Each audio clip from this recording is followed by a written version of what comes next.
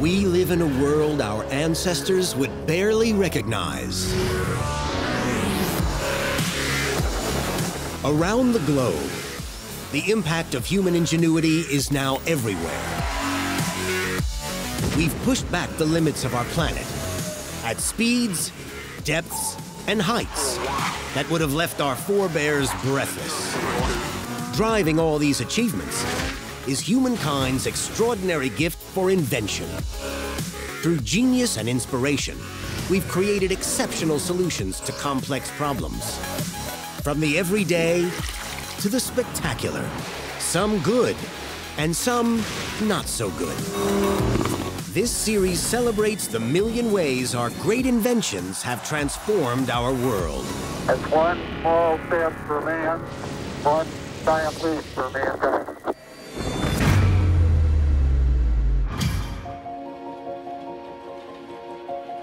For thousands of years, people lived as hunters and gatherers, up until what is probably the greatest invention in the history of humankind.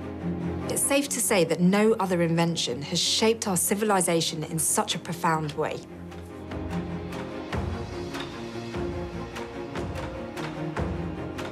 But this milestone in our civilization comes at a high price.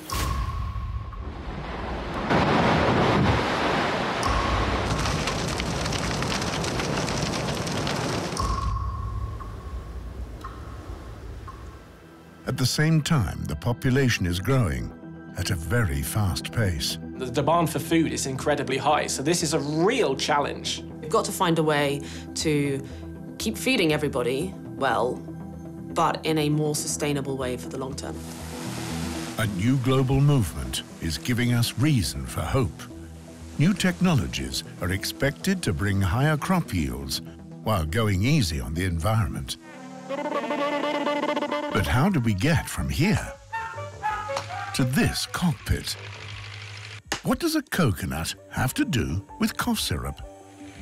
And can new technology really save our planet and sustain humankind?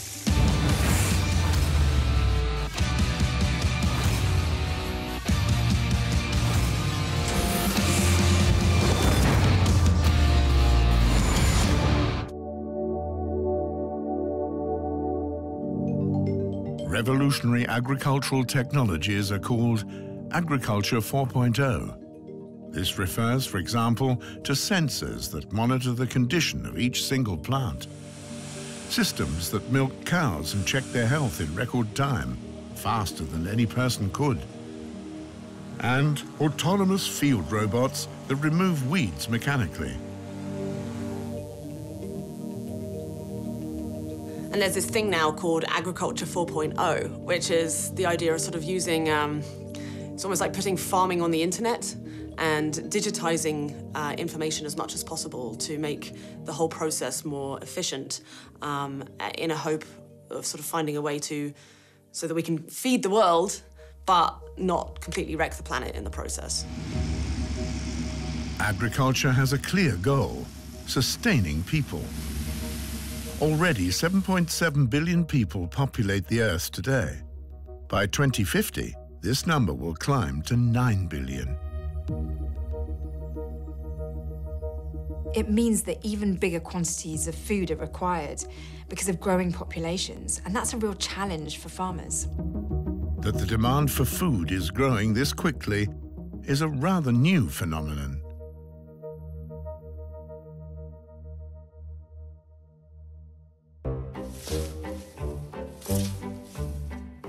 Just 300 years ago, the global population stood at 1 billion people. Their tools were simple, like the plough, for example. The plough is one of our oldest pieces of agricultural equipment. It is used to loosen the soil in preparation for sowing. The plough is a very basic invention, but it's been really significant, not just for agriculture, but all of humankind. About as early as 6000 BC, Egyptian farmers used ploughs to work their fields. In the beginning, they used a simple hoe to remove the stones and dig holes for planting. Later, oxen were used to drive heavy wooden ploughs. Over millennia, hardly any changes were made to the plough. There were, however, changes with regard to the animals that pulled them. In Egypt, camels joined the ranks.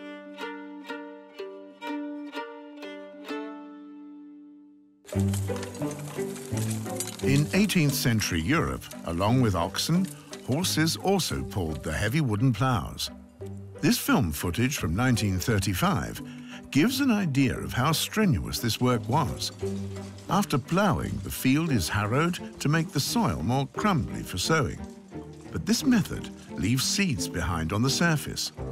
These seeds will not germinate, and if this is followed by a harsh winter, failed harvests and famines are inevitable. If you go back to the 18th century, it's lots of small farms producing things. And actually, a loss of yield in crops is going to have a dramatic effect on them. Remember that they're not only producing for their sort of local community, they're producing for themselves as well. And you don't have things like supermarkets just around the corner where you can go and pick up whatever you want. So even a small yield in crop is going to have a really big effect on those farmers and whether they're able to even survive themselves, let alone as a business. Three-field crop rotation helped farmers to minimize the risk of crop failure and thus also famine. In the autumn, 1/3 of the field is sowed with winter-hardy grain.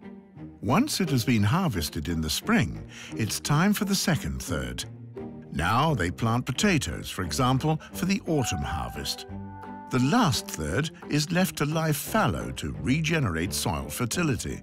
This method established itself over the centuries. By using the three-field system, farmers could historically produce 2 harvests a year, so they could keep their family and community fed year-round. In the 18th century, no farmer could dispense with this standard agricultural hand tool, a scythe. In Great Britain, it consists of 3 layers of steel, a hard center layer and 2 outer layers of softer steel. A scythe is indispensable for harvesting, but it's certainly not suitable for all terrains.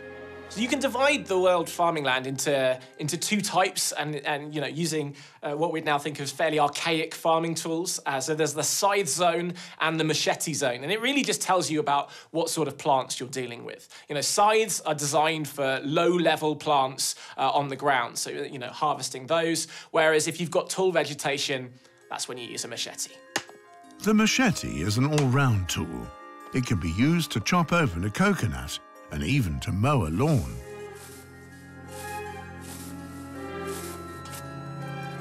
In Nag Hammadi, Egypt, farmers still use a machete-like tool to harvest sugarcane today.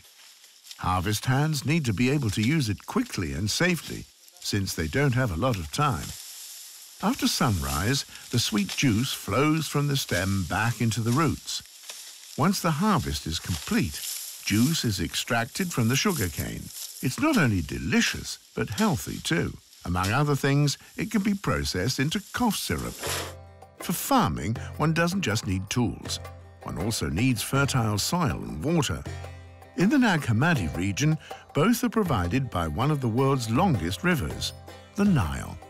For millions of years, it has been replenishing the soils of the Nile Delta with vital nutrients. About some 5,000 years ago, Egyptian farmers had already developed a sophisticated irrigation system for their fields.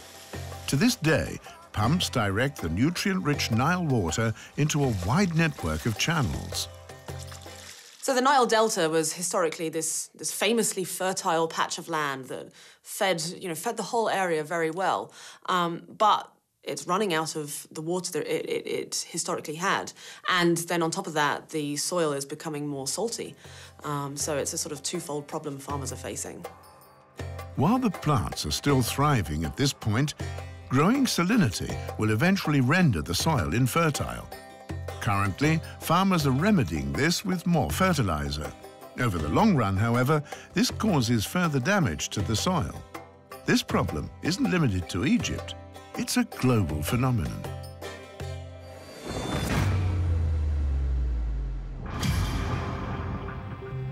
In January of 2018, Cape Town was on the brink of disaster. The countdown to day zero, the day on which no more water would flow through the water mains, was 3 months. Strict water conserving measures were able to defer water shutoff. But for how long? Heat waves are one of the main reasons for the falling water level. In 2019, month for month, new record temperatures are being set. Paris reached a new record high when temperatures soared to 42.6 degrees Celsius. In New Delhi, temperatures even rose to 48 degrees Celsius.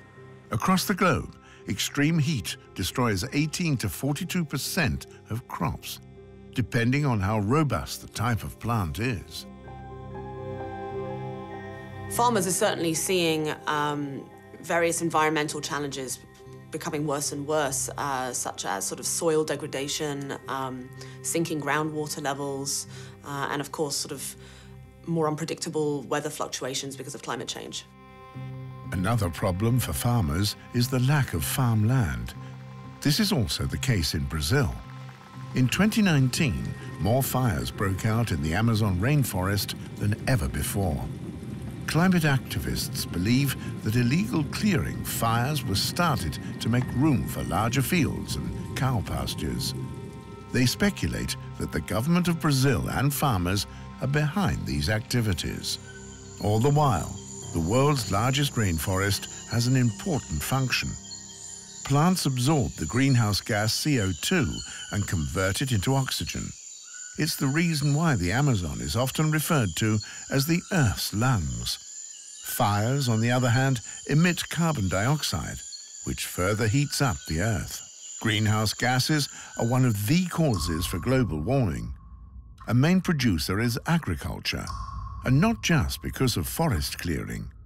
In 2019, agriculture ranked way up there with another main culprit, the transport sector. If we continue to produce greenhouse gases at the current rate, the Earth will warm up by approximately 4.5 degrees Celsius by 2100. Current forecasts are based on data from the Intergovernmental Panel on Climate Change. And that doesn't sound like a lot, but let me tell you that it is, because that is averaged over the entire planet and over all of the seasons. 4.5 degrees C is just the average, and what you're actually going to see is much more extreme weather events, extreme heat, extreme things like tornadoes and hurricanes, and also potentially large parts of our planet becoming inhospitable to humans and any other life. But it's not too late yet. We're on the verge of an agricultural revolution. Agriculture 4.0 will fight two of the biggest problems of our times, the climate crisis and the growing demand for food. But how will it work?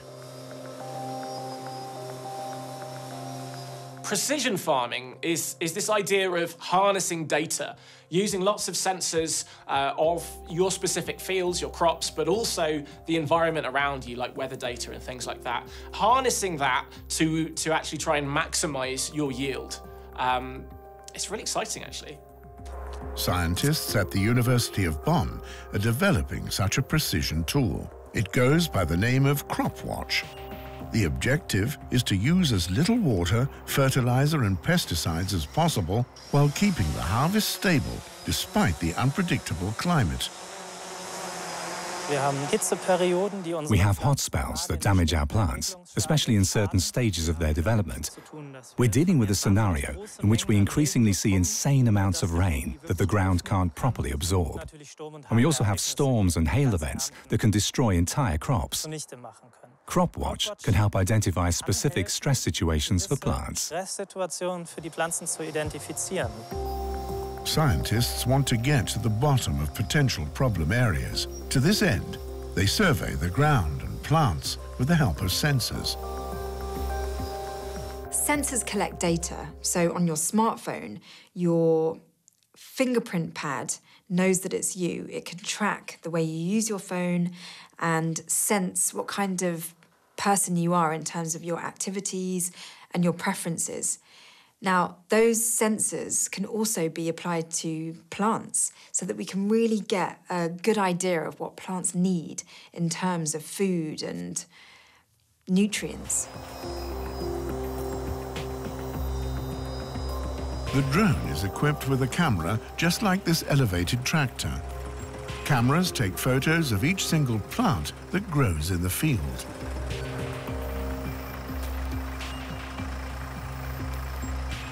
The mobile weather station also provides weather data, and these ground sensors collect data on soil moisture.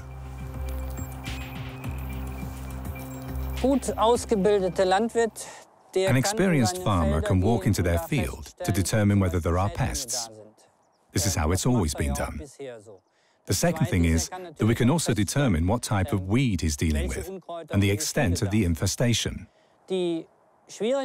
Problems arise when the farms get too big, when there's too much acreage to keep an overview.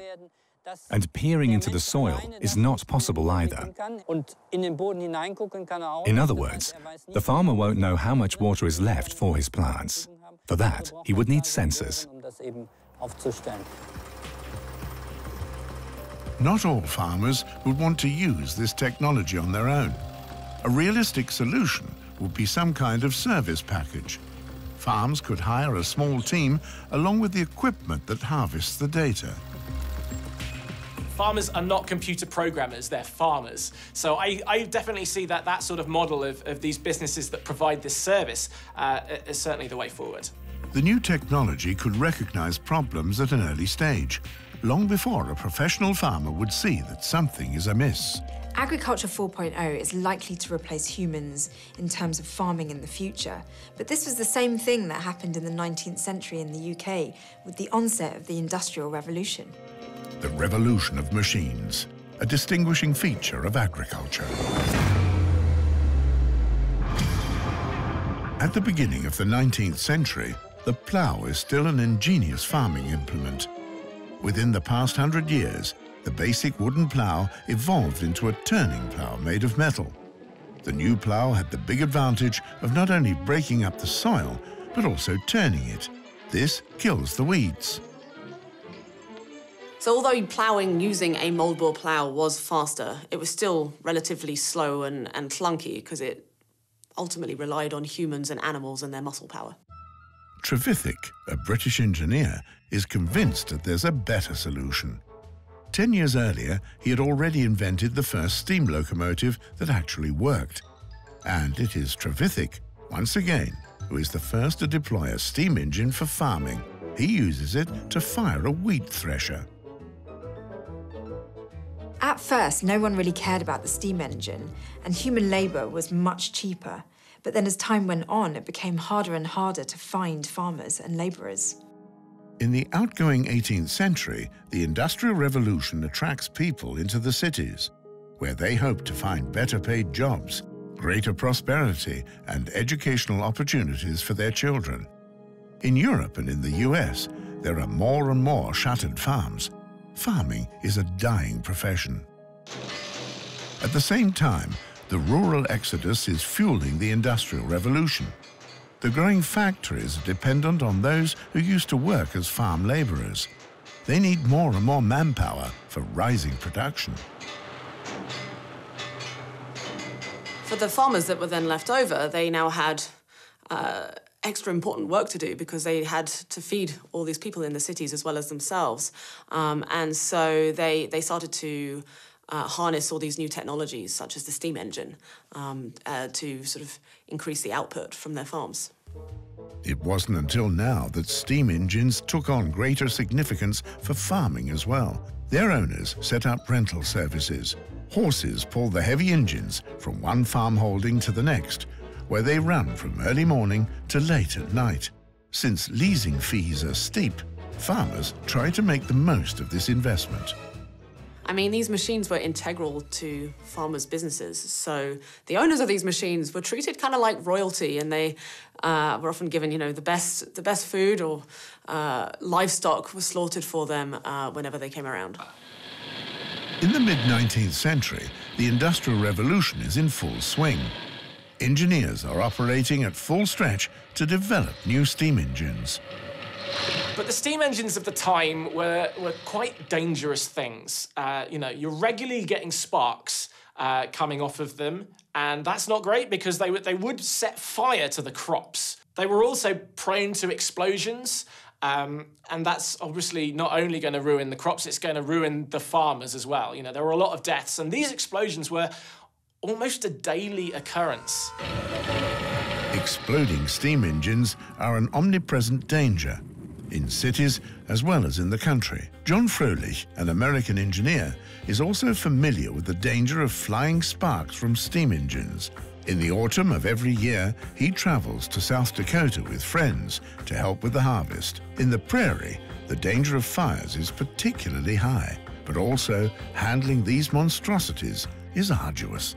Froelich was frustrated with having to maneuver heavy steam engines. He wanted to design something that could go backward and forward and was powered by a gasoline engine. And so he came up with the tractor.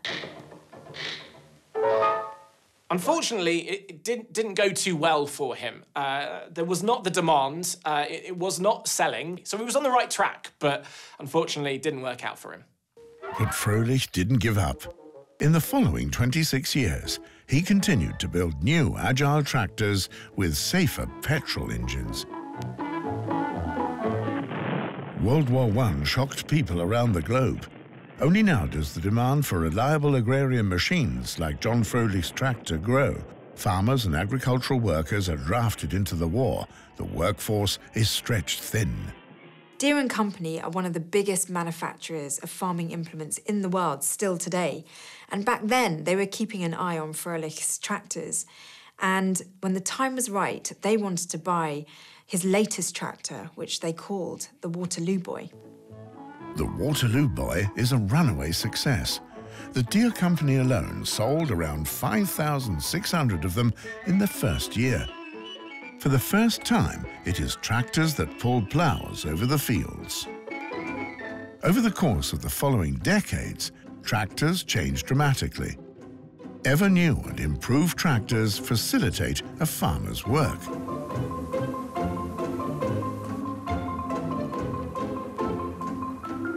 It's a true all-rounder, regardless of the weather. The tractor began its triumphal march. All across the globe, it was deployed for the coffee harvest in Brazil or to plough rice paddies in Laos. The tractor is the most important piece of farm machinery since the Industrial Revolution. Today, it takes just one person to move across a huge field with a 12-cylinder engine that sends 600 horsepower to its wheels. Hybrids made of tractor and farm machinery have smart systems that help with the maintenance of plants, but these giants are reaching their limits. Along with the Agriculture 4.0 movement, it's clear that bigger, faster, further is actually reaching its limits. Arable land is becoming more and more rare, as is water, and soils are becoming infertile. So now the perception is that less is actually more. We have reached a turning point. We have to rethink our farming practices.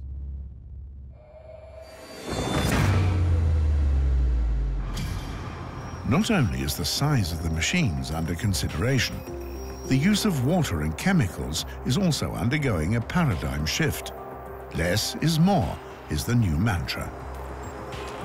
CropWatch, a project run by the University of Bonn, focuses on targeted and thus sparing use of water and chemicals. The main work begins after surveying the field. Scientists look for recurring patterns that point to problems.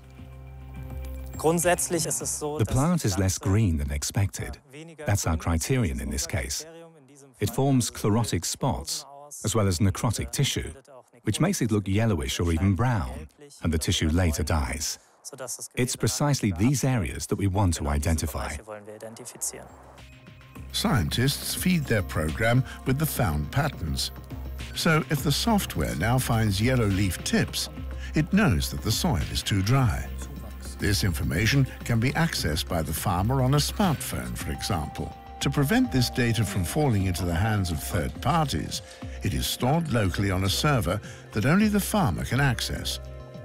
Obviously, farmers don't want to share absolutely everything. You know, they have their trade secrets, the things that they do that they don't want their competitors to know about. So data security, trying to protect your data and privacy is also a big problem for farmers, not just for us on Facebook. Programs like CropWatch are powerful tools. They enable very targeted decisions about the use of water, fertilizer, and pesticides. In future, revolutionary agricultural technology will help farmers to cut down on their water use by up to 50% and their use of pesticides by up to 90%. The advantage of Agriculture 4.0 is obviously we're designing things to be better for the environment, and we're harnessing data to try and do exactly what the best thing to do is. So we're trying to remove a lot of the guesswork and try and keep things as sustainable and productive as possible. At this time, farmers cannot dispense with pesticides entirely. This is neither possible in conventional nor organic farming. Organic farmers simply spray different substances, such as copper and sulfur. Natural chemicals, however, are not healthier. Farmers these days do need to use chemicals, not only because we have a lot of pest problems, but also because consumers' expectations are really, really high. Most consumers are very fussy about what their food looks like. They like their apples to be perfectly round and shiny and not bumpy with holes in it and worms and so on. And so in order to do that, you need to use various chemical technologies to ensure that there aren't all the bugs in them. We cultivated our favorite plants in such a way that they offer higher yields. New techniques even allow us to directly manipulate the plant's DNA. But these new super plants also have drawbacks. Many modern crop plants are highly susceptible to diseases and insect infestation. Farmers are obliged to spray them with insecticides. I mean, the trouble is with pesticides is that it's very hard to make ones which are specifically killing only a certain type of insect. Typically, if it kills an aphid, it'll probably kill some useful insects like honeybees too, and that's becoming a problem. And in general, if there's a chemical that is designed to be toxic to biological life, it's probably toxic to us to an extent as well. This has been known for decades. In the 1930s, a typhus epidemic broke out in several European countries. Lice are the main culprits for the rapid spread of this often fatal disease.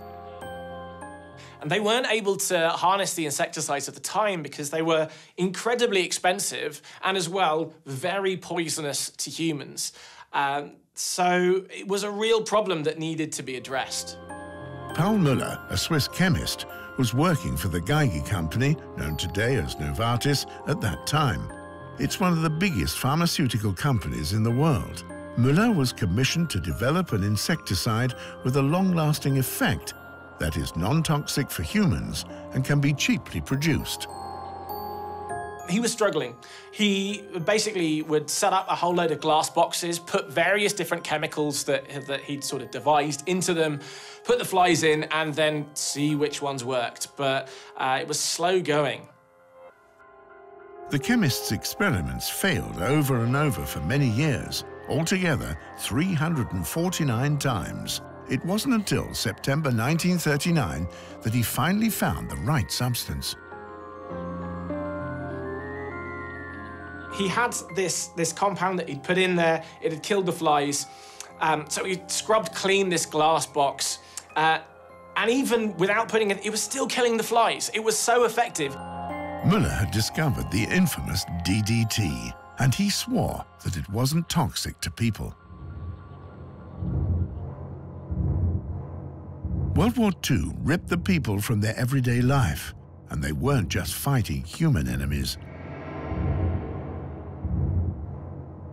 So these poor soldiers, they didn't only have all the bombs and guns to worry about, but there were also these diseases, like malaria and typhus, which are spread by pests and insects like lice and mosquitoes.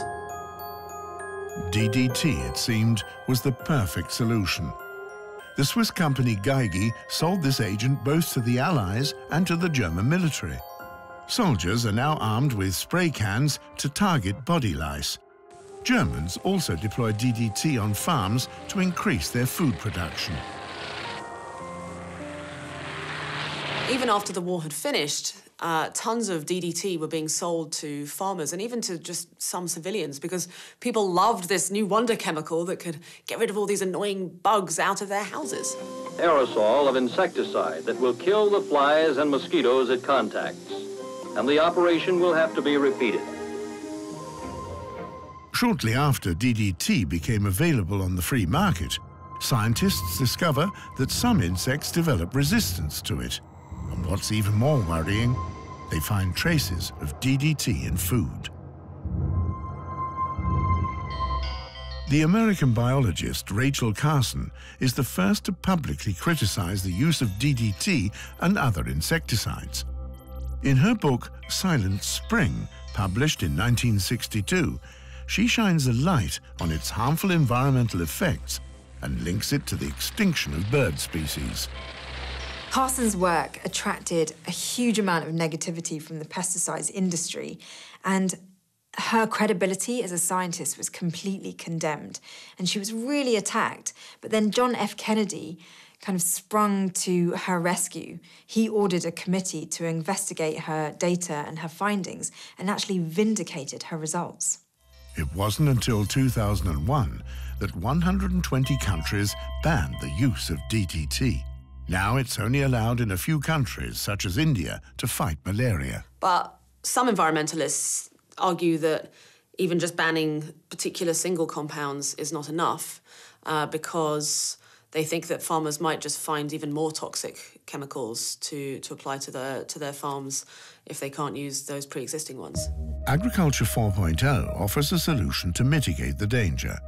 The program points out which areas of the field actually need the chemicals in question.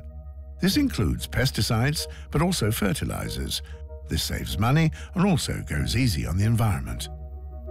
Instead of just applying more and more fertilizer, to instead use data to decide more precise and efficient ways of using less fertilizer in the areas that just truly need it. But it's not just plants that need customized treatment.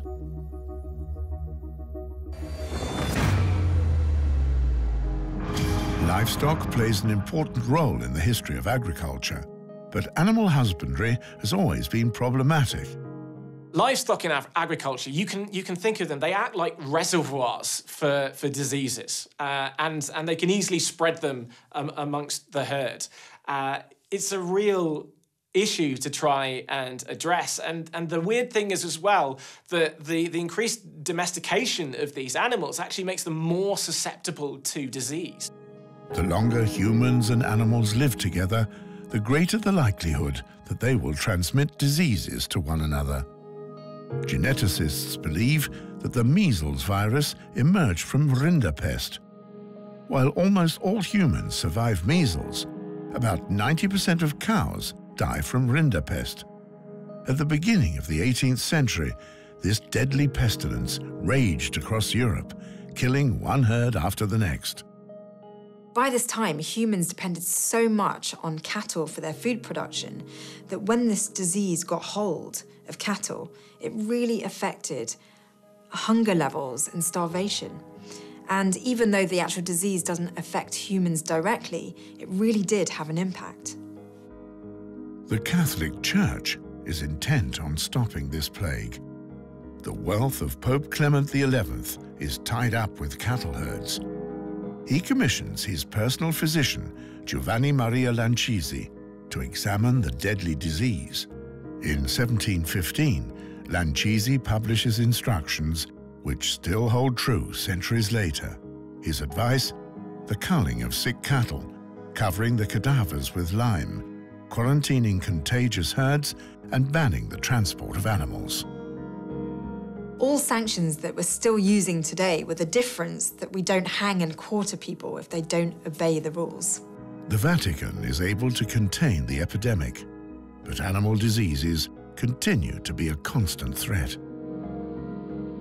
And it wasn't until about 80 years later that a country doctor known as Edward Jenner noticed that people who had caught and recovered from cowpox curiously never got infected with smallpox.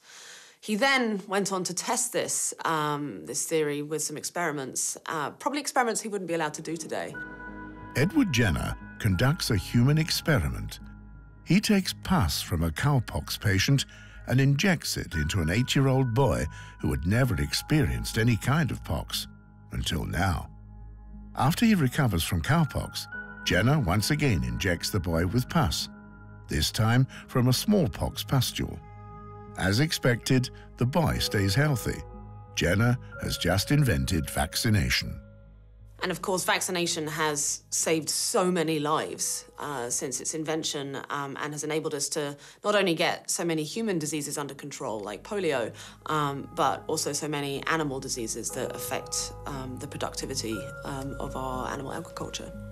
In the 1920s, scientists finally discovered a vaccination against rinderpest. A consistent vaccination strategy led to the eradication of this disease in 2011. But today, it is also clear that limits need to be set when it comes to veterinary medicine.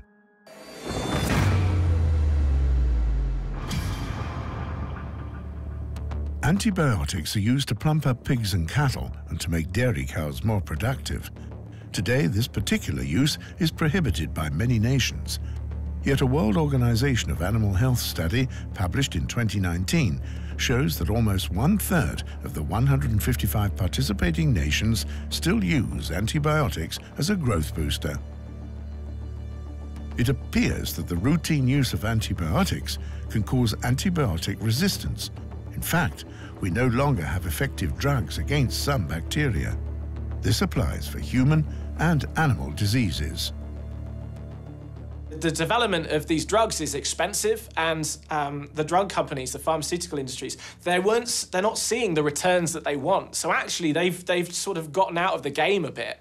They don't see pursuing that as very important. So actually, it's a problem that we're struggling to address right now. There are other alternatives for disease prevention in livestock animals, but once again, the solution is in Agriculture 4.0. One of the first cowsheds to step into the digital age belongs to the dairy farmer Joachim Klintvoort. He is banking on technology rather than drugs to improve the health of his cows and enable them to produce more milk. A glut of milk and dumping prices makes this critical for survival. We're always faced with the question of when this crippling dairy crisis will finally come to an end. How long can we stick it out for? We've been farmers for several generations. Our farms have been passed down from father to son, and that's what I want to do as well. Giving up is not an option. Agriculture 4.0 is meant to secure the future of this farm. A fully automated cowshed offers a lot of room, light and fresh air. Factors that relax the cows and reduce the incidence of stress-related injuries. An automated feeding belt saves space and does the work of people. Just like the fully automated grid system that herds the cows to the rather unusual milking parlour. A modern rotary milking parlour is basically a robot that milks cows, and it would probably be the slowest carousel at the fairground, but it does resemble a merry-go-round. The first milk carousel from 1930 was known as the rotolactor. It can already milk 50 cows in 12.5 minutes. At the time, milkers still needed to attach the pumps by hand.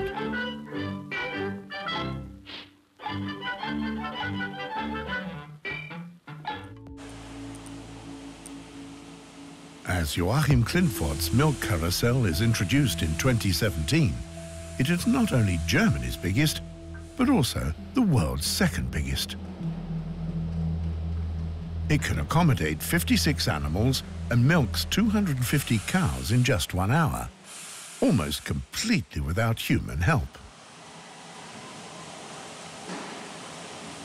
And An infrared camera scans the udder and navigates the pumps to the teats. Once attached, the robot cleans and preps the udder, improving hygiene and preventing infection. At the same time, it checks the cow's health. Each animal has a digital patient file. If the system finds indications of disease, it issues a red alarm signal. An employee promptly checks on the cow and takes measures as needed. The new technologies reduce labor costs, increase milk yields, and improve the health of dairy cows. This farm has reduced the amount of medications dispensed by 30%. But there is also a drawback. I'm flooded with technology, and this ties me to the office. It gives me fewer opportunities to go out. For me, it's kind of hard, because I can't do the things I want to do, and I imagined it would be a bit different. Agriculture 4.0 has changed a farmer's life. In future, technology nerds could replace the nature lover.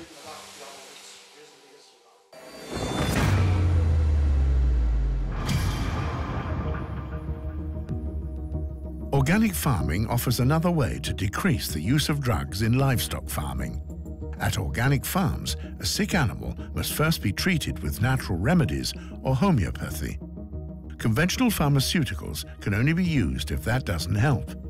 Organic farming is focused on dealing sustainably with natural resources, an objective that organic farmers have in common with Agriculture 4.0. If this technology is still in its infancy, couldn't organic farming be a quick solution to the climate crisis? A study conducted by some British scientists concluded that if all of British agriculture shifted to organic, this would create a significant improvement. In fact, a 24% drop in greenhouse gas emissions. But on the flip side, yields would drop considerably as well, and this would require us to increase the amount of imported food that we bring in. And this, of course, brings with it the not only the greenhouse gas costs of producing that food, but also shipping it.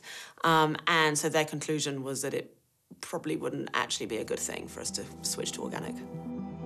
If we, as consumers, were to eat less meat, fish and dairy products, and instead eat more vegetables and nuts, local organic farmers could probably supply us with enough food. The reality is that we're not going to change everyone. We've got used to this way of living. And I think the way forward, rather than trying to be very draconian and make everyone go vegan, non-vegans have had enough of vegans talking about being vegan, is coming up with these alternatives. So lab-grown meats, for instance, and meat alternatives made from vegetable products that are almost indistinguishable. That is really, I think, the way forward, and that's how we'll make real progress, rather than trying to cut people out from eating it altogether. Agriculture 4.0 is stepping up to solve all these apparently conflicting demands. One such ambitious project, run by the University of Bonn, is called PhenoRob. The little robot is taking up the fight against the climate crisis and the growing demand for food. Cyril Stachnis is working on this prototype of a robot that not only gauges the kind of customized treatment a plant needs, but also takes on-the-spot action. The first thing the scientist wants to teach the computer is how to deal with weeds. For this, he needs to convey to the robot the difference between useful and bad plants. And this is much more difficult than one might think. If you look at state-of-the-art systems on the internet that recognize images and also recognize what's on a picture that's been uploaded from Google, it's because these systems have previously seen and learned from millions or billions of images. When we're on a field, the number of images we have is much smaller. In our case, we have to learn from just a few hundred or a few thousand pictures, making things more difficult. Within milliseconds, the robot must decide if the plant is desired or unwanted. There's no time for hesitation. the entire field has to be worked.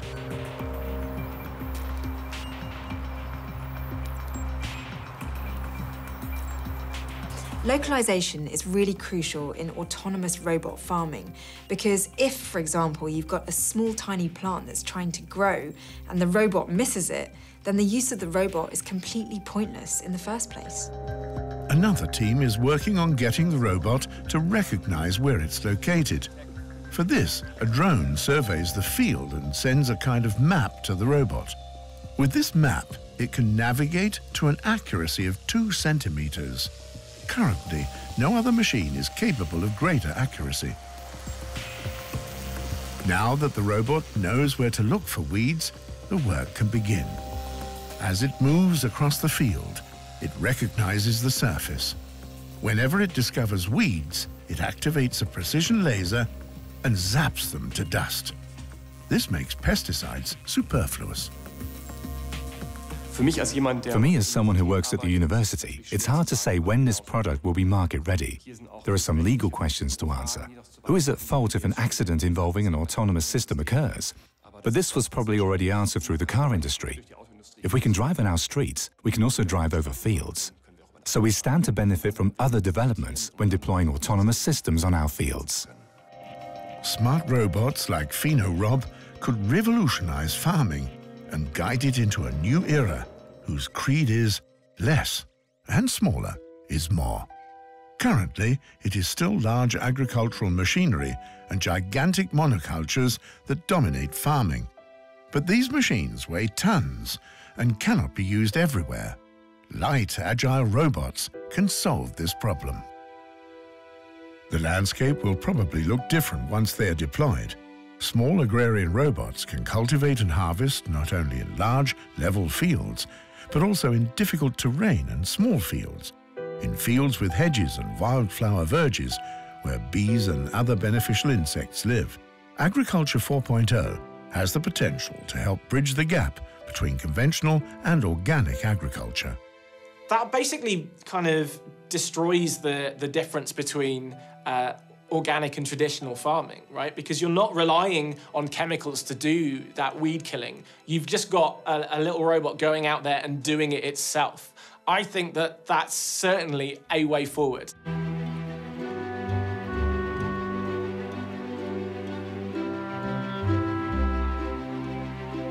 The whole world over, scientists are developing drones and robots that can cultivate our fields autonomously. They might look like these field robots, which can be deployed anywhere, from rice paddies in Asia to turnip fields in Russia. While people are needed to program these robots, they will no longer be needed for the field work itself. High hopes are connected with Agriculture 4.0. Scientists are convinced that the new technology will be helpful in fighting climate change and preventing future food shortages.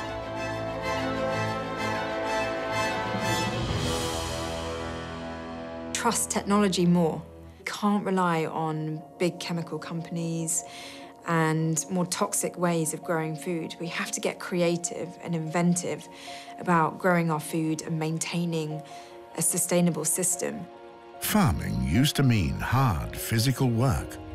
Dangerous work too, when, for example, steam engines exploded. Machines displaced people. Already today, programs are improving the health of cows. In the near future, smart robots will help us to save our planet and, at the same time, sustain humankind.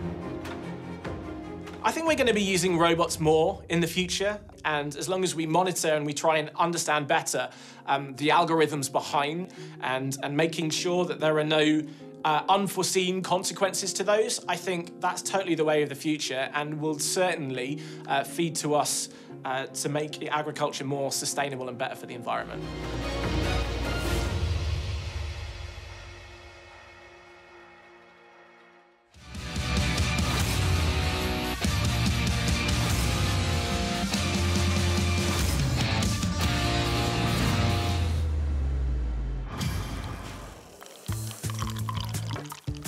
You'll find countless types of beer across the globe. Englishmen love their ale. In the United States and large parts of Asia, light lager is the beer of choice. Czechs prefer Pilsner beer, which is also light but more bitter than lager. Wheat beer is popular in southern Germany. But for all the differences, there is one thing that beer has in common throughout the world. It connects people. We drink it at family gatherings, with colleagues at the end of a workday, with friends at a party, or even with strangers in a pub. That, of course, I associate having beers with going to the pub, with doing exactly what you're meant to do, which is to go and order a pint in some pub somewhere and with friends. It's association with friendship, with fun, with summertime, with community. I think all those things make it so appealing. Beer has been crafted using the same principle for thousands of years. Brewing is an elaborate and time-consuming process, but the list of ingredients is straightforward. Basically, all it takes is water, malt, hop and yeast. This is the malt we use. It's a bit like the paint box of brewing, and obviously it also influences the taste. Nowadays, most breweries already purchase malted grain. To produce it, the grains are steeped in water, which causes them to swell in volume.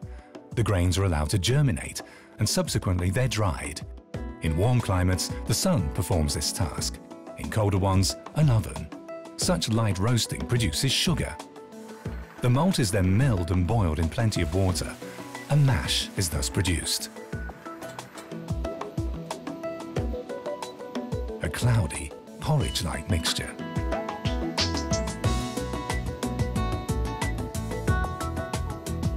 The wort is obtained by filtering the mash. Hops is then added. The variety used determines to a great extent the beer's taste. In a last step, yeast is added to the beer. It converts the malt sugar into alcohol and carries out the fermentation, which takes a few days. Yeast is also what produces the carbonic acid that settles as foam atop a beer. The basic principle of brewing beer has barely changed over the centuries, but who was the first person to come up with the idea? It's hard to say exactly who invented beer. It's kind of like the wheel, a groundbreaking invention, profoundly changed the world and the daily life of people everywhere. But it's so far in the past that there's no record of its beginnings. It might well have been a purely accidental discovery. Some scientists suggest that nature invented beer. The grain porridge exposed to the sun too long began to ferment, thus turning into the world's first beer. But this can't be verified. What we know for sure is that without the cultivation of grain, beer brewing is unthinkable. So it stands to reason that the first brewers can be found among those who gave up their nomadic way of life to settle down. It takes fertile soil to grow grain. Scientists believe that beer was independently invented in various parts of the world where these favorable conditions were in place. In the sub-Saharan zone of southern Africa, in China and Japan, in the South American Andes, and in the Near East. The first civilization to execute beer brewing to perfection were the Sumerians of what is now Iraq and Syria. They already brewed 9 different varieties of beer. The ladies of the upper class were particularly fond of beer from Emma, which was sweetened with honey. Broader swathes of the population drank basic thin beer. German scientists tried to brew the Sumerian beer. The experiment resulted in a very cloudy beer with bits of bread in it. With today's palates, we wouldn't find this particularly tasty because the consistency alone would scare us off. And it was also very sour and left a slight but unpleasant burning sensation in the throat, a little bit as if you'd just thrown up. It's not the ideal party drink either. The alcohol content was just 1.6%. You'd have to drink a lot of it to make you dance on tables. The world's first brewers didn't yet understand the fermentation process using unpredictable wild yeast. Today's brewers add yeast in a targeted way to regulate their beer's alcohol content. Berries and fruits were added to the beer to make it ferment, but they could also add honey and fruit juices to add yeast to the beer, which is obviously very important. And another way of getting yeast into beer, funnily enough, is to spit in it, because saliva actually contains yeast too. Sounds disgusting, but it's actually one of the oldest methods of fermentation. Even today, there are local Andean beers, chicha for example, where human saliva is used to supply the yeast. Or you can use another staple food that already contains yeast, bread for example. For the ancient Egyptians, bread and beer were already inseparable bedfellows. One particular burial object represents a brewery that's located right next to a bakery, from where the yeast can quickly find its way into the beer. Since beer is so popular among Egyptians, it sparks an idea with the state authorities.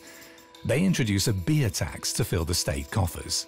Supposedly, this tax is not about the money, but intended solely to protect the health of their subjects.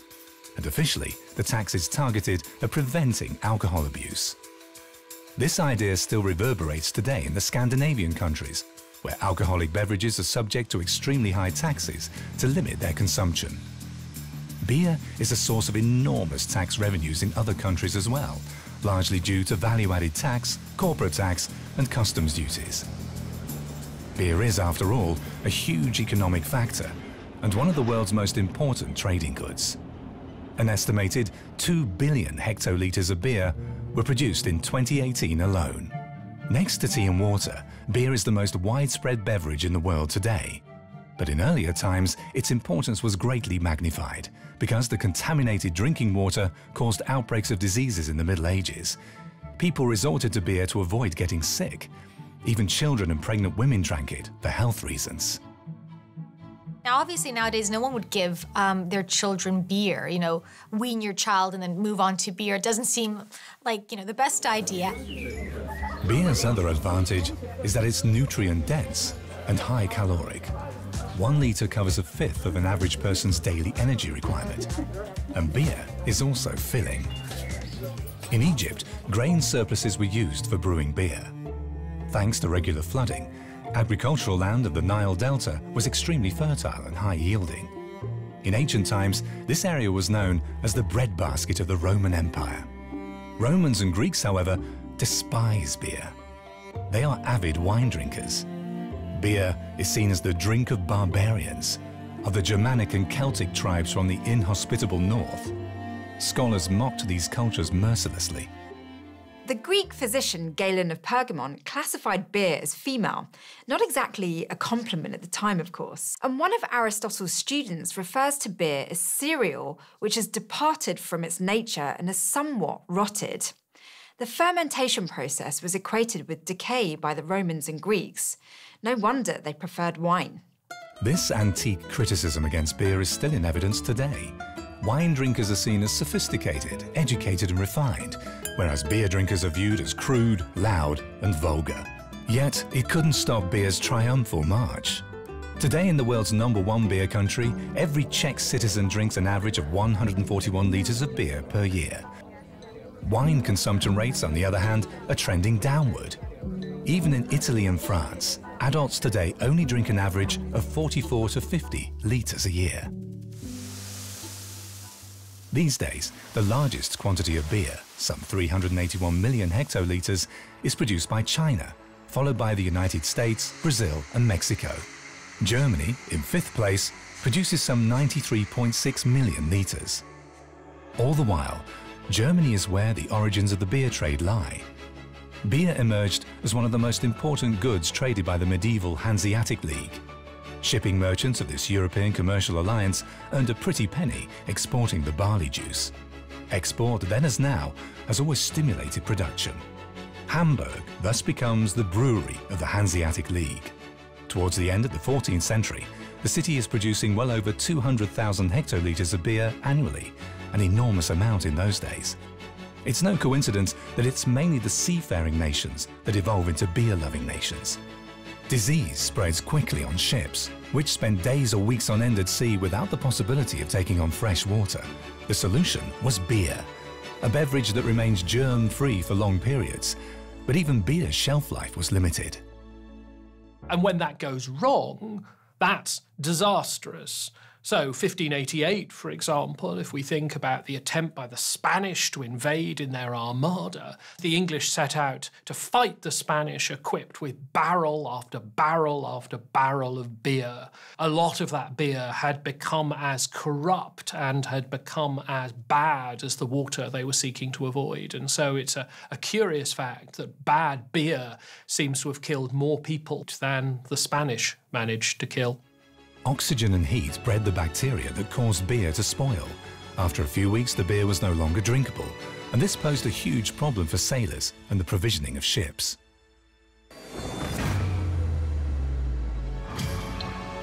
Hops. That's what gives beer its aroma and imparts a slightly bitter taste to it. But above all, hops extends the shelf life of beer. One of hops' biggest proponents is Hildegard von Bingen, a nun. She recognizes its beneficial properties. With its bitterness, it keeps away a certain rottenness from the drinks and makes them longer lasting. Hops revolutionized beer production. This new substance probably spread from Eastern Europe as a result of the so-called barbarian invasions. And with it, it was possible for the first time to brew a beer that stayed fresh for weeks, even months under ideal conditions. Of the ingredients that are in our beer today, hops was the last to be added. Before hops was introduced, brewers seasoned their beer with all kinds of herbs. Gale, laurel, rosemary, ginger, aniseed and cherries are just some of the ingredients that went into the brewing copper. Henbane, opium poppy, wormwood and belladonna were also used to flavour beer. Their disadvantage? They are toxic. Generally, the herbs were dosed in such low concentrations that the beer drinker came to no serious harm. Drinking beer did on occasion lead to encounters with pink unicorns, paranoia about threatening shadows, or to the world simply being a little bit more colourful for a few hours. Hops, by contrast, doesn't cause such hallucinations, even though it's a member of the hemp plant family, and it costs only a third of what the herbal blends cost. In 1516, the German purity law was passed to protect beer drinkers. It's still valid today. The statute limits beer brewers to using only water, barley and hops in their beers. This is actually an extremely modern law. Today, everyone's talking about consumer protection, but this law is over 500 years old. This law was in fact urgently needed because the beer of that time was often adulterated with various herbs.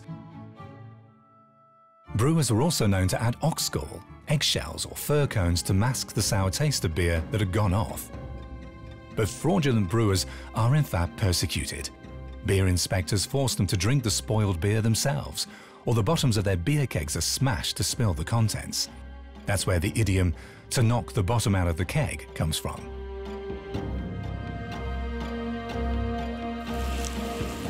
Today, hops is used primarily as a flavouring agent. There are countless varieties. There are something like 200 to 250 different varieties of hop. I can influence the aroma of a beer depending on which of these I choose. Beer can be infused with citrusy flavors or packed with the fragrance of tropical fruits such as mango or passion fruit. Or I can choose to use more traditional hop varieties that impart floral notes to create Pilsner beer or lagers. So just about anything is possible. The taste of the hops takes its cue from the growing area. Hop cultivation is concentrated in a few areas because it only thrives in very specific climatic zones. Major growing areas are located in Germany, the Czech Republic, the United States, China, and Australia. This is where 85% of the global hop crop is harvested. Only few brewers scatter the flowers of the hop plant into the mash. In the meantime, international producers press hops into pellets, which is both practical and space-saving. What's also decisive, apart from the hops variety, is when it is added. As a rule of thumb, the later the hop is added and the lower the temperatures, the more aroma is retained. But despite its long storage life, beer was not the most popular beverage in late antiquity. A powerful institution blocked its spread.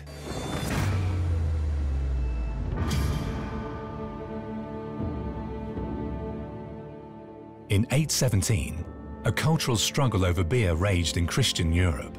The church was eager to ban beer, but monks had taken a liking to it. They also wanted to indulge in beer during Lent and fought to get it classified as a healing drink. And this idea is not even particularly far-fetched. Beer is actually an isotonic drink, so it's really healthy with loads of valuable ingredients. I mean, it can have health-promoting effects like preventing cancer or strengthening the immune system. It would be a great and healthy drink if only it weren't for the alcohol. Beer's alcohol content is also the main argument put forth by its opponents in the 9th century. Even though alcohol is strictly forbidden during the Christian Lent period, beer enthusiasts argue that liquids do not break fasts. Beer got backing from an unlikely source, the Pope. Legend has it that German monks sent a tasting barrel of beer to Rome. But the journey across the Alps took so long that the beer that was sort of wobbling and shaking about on the cart went sour. And when the Pope took a sip, he found it so horrible and he said, "What the hell is this? If the monks want to drink this awful stuff, then let them go ahead and punish themselves with it." In 817, the Synode of Aachen officially classified beer as a healing drink. From this point forward, it could also be drunk during Lent. Monasteries across Europe thus became brewing centres. Even the world's oldest still operating brewery, Weihenstephan, was originally a monastery. It's located in southern Germany, near Munich. In 1040, this monastery was granted the right to brew by the city of Freising. For almost a millennium, beer has been brewed at this spot.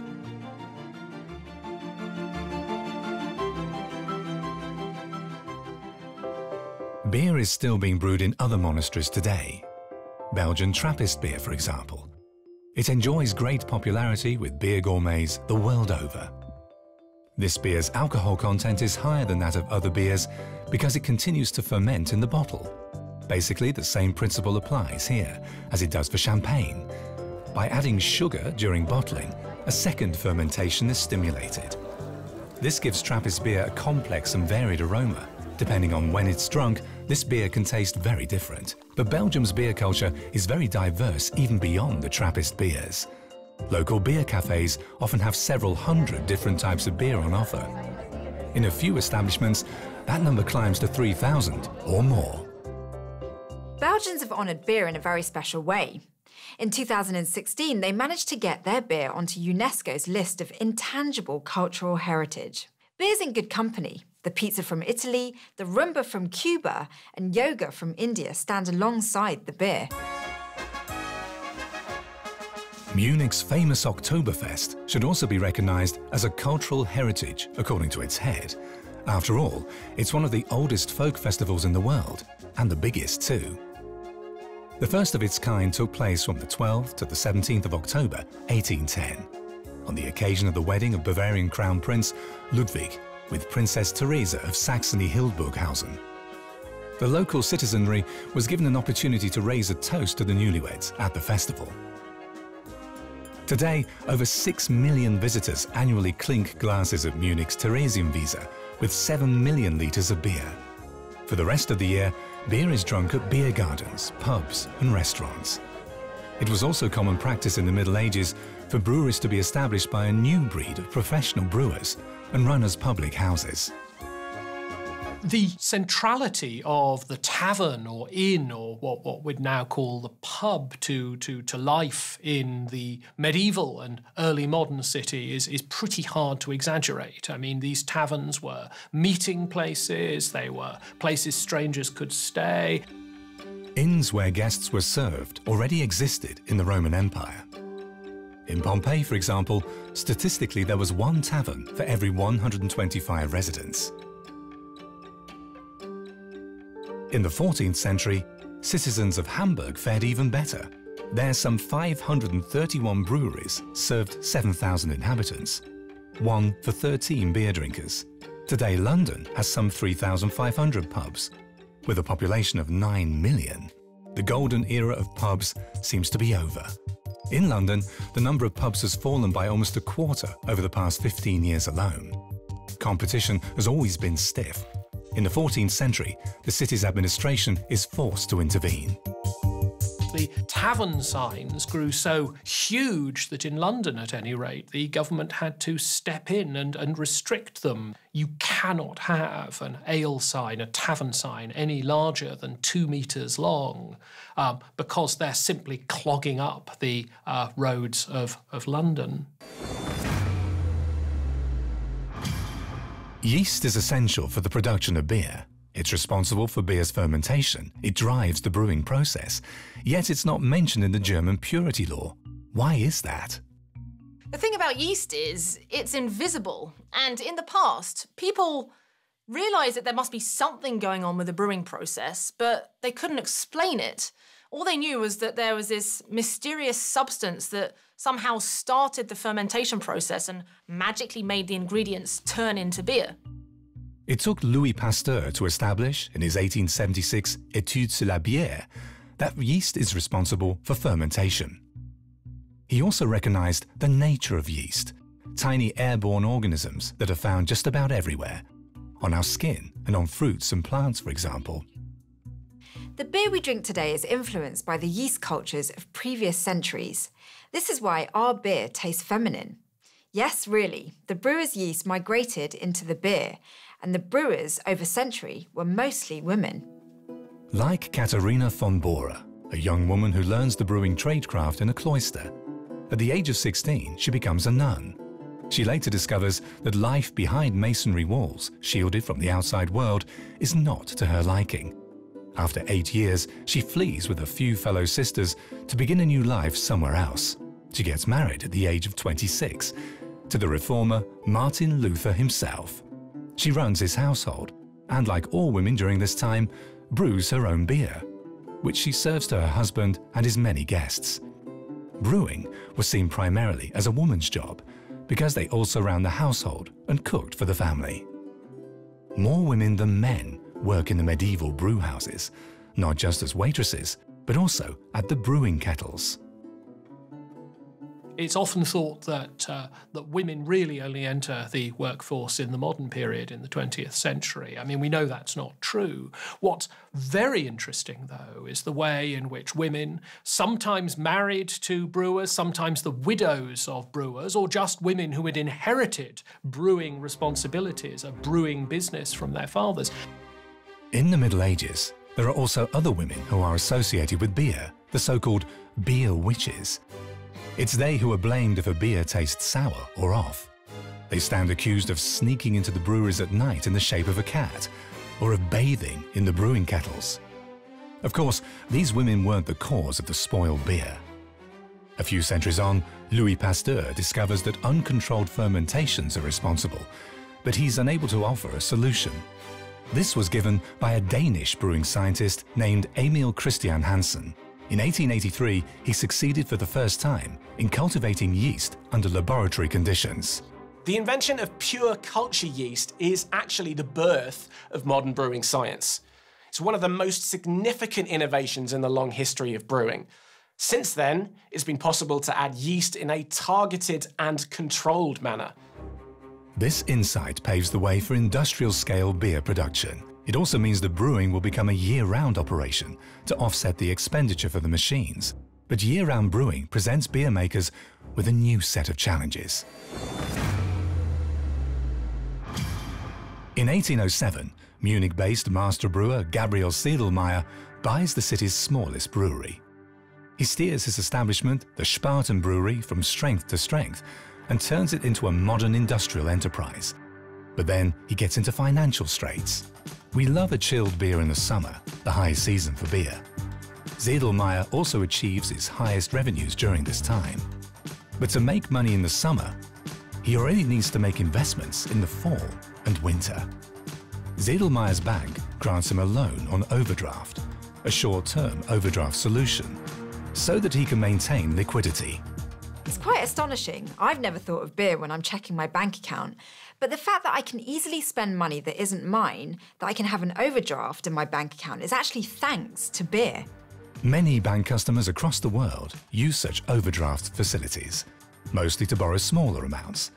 Sedelmeier, on the other hand, manages to close his financing gap thanks to this new line of credit. Upon receiving the loan, Zedelmeyer's brewery is able to continue its run of success. Other beer producers pursued more traditional ways to raise capital. In the 19th century, many breweries were converted into joint stock companies. By this time, it was no longer possible to finance industrial brewing from personal assets. Industrial brewers are also confronted with a very practical problem, namely temperatures. Previously, brewing was done in winter. Fermentation is encouraged by heat, but heat also causes beer to spoil more easily. Since only cool temperatures guarantee stable beers, a cooling system needed to be installed during the summer months. Ice was a big business in the 19th century. There were international companies producing and selling blocks of the stuff. But obviously, it was only really a winter business, and they could only harvest their ice in the few cold months when the water was frozen over. And according to Louis Pasteur's estimations, it required 1 kilogram of ice to brew 1 litre of beer. So the brewers' demand for ice was absolutely huge. Breweries used ice that was cut from shallow ponds that were able to freeze over quickly in wintertime. But this ice could nowhere near meet the demand, since it was only available for a few months a year. There just wasn't enough of it to last the rest of the year. Another solution was needed. Carl von Linde, an engineer, found this solution. He invented an ammonia compression ice machine, in other words, a huge refrigerator. Zedelmeyer didn't hesitate. In 1875, the first ice machine model was put into operation at the Spaten brewery. Ever since then, brewing has been possible all year round. Today, refrigerators are part of our everyday lives, but we owe the fact that we can always have a nice cold beer at home to the beer itself. As a driving force of innovation, it also helped launch refrigeration technology. Another innovation comes to Europe by sea. Christopher Columbus spends 70 days sailing across the Atlantic before he makes landfall in America. The discovery of the New World would not have been possible without long-life beer. In the remote corners of the planet, Europeans not only encounter unknown countries, they also encounter unknown plants, animals, and foods. Two of them, coffee and tea, are destined to become beer's main competitors in Europe. From the 17th and particularly the 18th century onwards, of course, what you get is alternatives to beer, other forms of non-alcoholic brewing, and coffee arrives, and tea arrives. So you see the arrival in the 17th century of the coffee house. Magnificent coffee houses spring up in cities throughout Europe. This is where the new bourgeois elites meet. These establishments compete with the breweries, which are no longer the only venues for social gatherings. And gradually, the cityscape begins to change. In practically every country in the world, more coffee is drunk today than beer. And the range of beverages on offer today is virtually limitless. Today's consumers are spoiled for choice when it comes to quenching their thirst. In the Middle Ages, people were so poor, and food was often so hard to come by. Beer was actually a form of meal replacement because, of course, it contains a lot of calories. And so it was, not just a drink of pleasure. It was actually, for some people, a drink of survival. This changes with Columbus's voyage across the Atlantic. He brings back new food products to Europe. Tomatoes, pumpkins, corn and potatoes became part of the European diet thanks to this explorer from Genoa. Potato soup takes the place of beer in the diet of the lower classes. This globalization doesn't just see the experience of Europe importing tea and coffee, importing all its drinks. It begins to see in the 19th century the process of export as well. And one of the biggest exports is a new kind of beer, which is going to be exported to India. That's where India Pale Ale comes from. On the voyage from India to England, the merchant ships carried tea. On their outward journey to the colony, they transported beer. Since this journey takes almost 3 months and traverses all the Earth's climate zones, an especially sturdy beer was needed. For this reason, India Pale Ale is still a particularly strongly hopped beer with a relatively high alcohol content of 7%. IPA is experiencing a renaissance today. Craft beer brewers across the globe are enthusiastic about this beer. which is characterized by a really strong aroma. Another colony also turns into a beer country, the US. But before this could happen, barley, which is not native to this part of the world, had to migrate across the Atlantic. Today, the US is the world's most important industrial nation and second biggest beer producer. Economically successful, the US dominates the world beer market. In the 19th century, a few fearless beer pioneers spark a beer revolution here. Much of the knowledge of American brewers originally came from Europe, and especially Germany. Back in the 19th century, many German brewers emigrated over to the US and really laid the foundations for the industry. In particular, Eberhard, Anheuser, and Adolphus Busch were especially important in getting it started. Busch joins his father-in-law's company and modernizes it. They are the first in the US to introduce pasteurization and refrigeration. But their most important innovation is a new type of beer that they import, namely Pilsner beer. Busch names it Budweiser, after the Czech town where he first tasted it. At the end of the 19th century, small breweries are pushed to the margins. Large corporations begin to dominate the markets, and new classes of customers emerge. The age of industrialization sees the formation of a working class in the big cities. Hundreds of thousands of these workers migrate from the countryside to the urban centers. The beer industry is desperate to win these individuals as customers. But since leisure time to spend at beer gardens and brew houses is rare, the beer must be brought to the workers. So how? At the beginning of the 20th century, fundamental change occurs. Up till then, beer was almost exclusively drunk from earthenware jugs and stored in kegs. Today, it seems completely normal for us to drink our beer from a glass or a bottle. But you have to realise that glass was an extremely expensive and valuable material for centuries. It was pure luxury and only affordable for kings and rich people. It was present in chandeliers or mirrors in palaces like Versailles. And as a drinking vessel, it was only used by royals and high aristocrats. It wasn't until 1867 that Friedrich Siemens developed a method to produce glass mechanically. At one stroke, production at the Siemens glass factory in Dresden is increased 66-fold. This heralds the beginning of industrial glass production. Beer brewers are eager to capitalize on this opportunity. Even regular folks can afford a bottle of beer. Kegs, on the other hand, can only be sold to restaurants and pubs. The new glass bottle lets brewers sell beer directly to the beer drinker. Bottled beer also changes the way in which people can consume beer. It enables them to do it at home. It enables them to take it away with them. It enables new forms of social gathering as people bring their bottled beers out and have picnics and parties. But for beer bottles to become a real success story, one decisive detail still needs to fall into place. Workers like to take their beer to work. Unthinkable today, this used to be common practice. To be able to transport beer in their bag, the bottles had to be tightly sealed and leak-proof.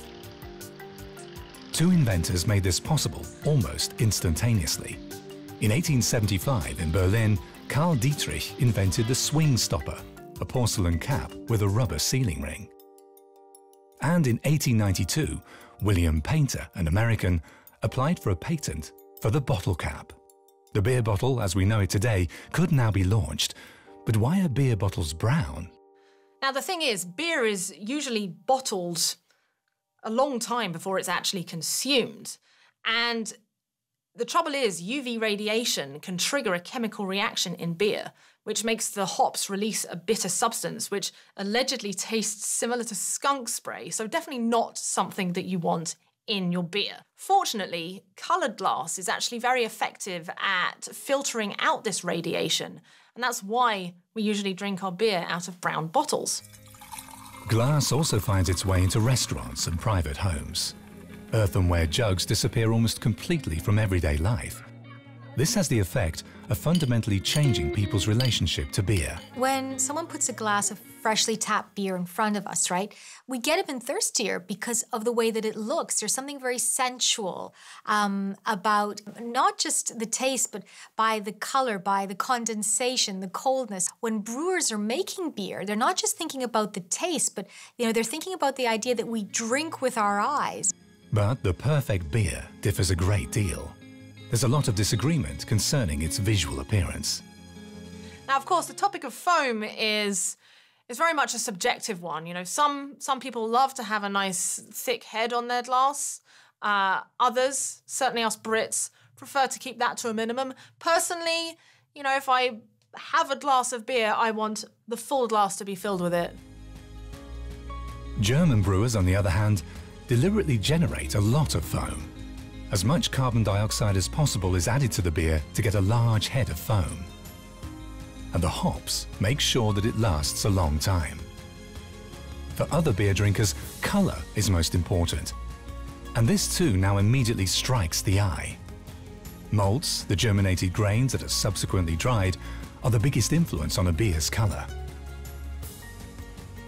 The longer it's been dried, the darker the beer. Higher temperatures also give the beer a darker hue, and colour malt is available to brewers who want to brew red beer, for example. Belgians in particular are fond of coloured beers.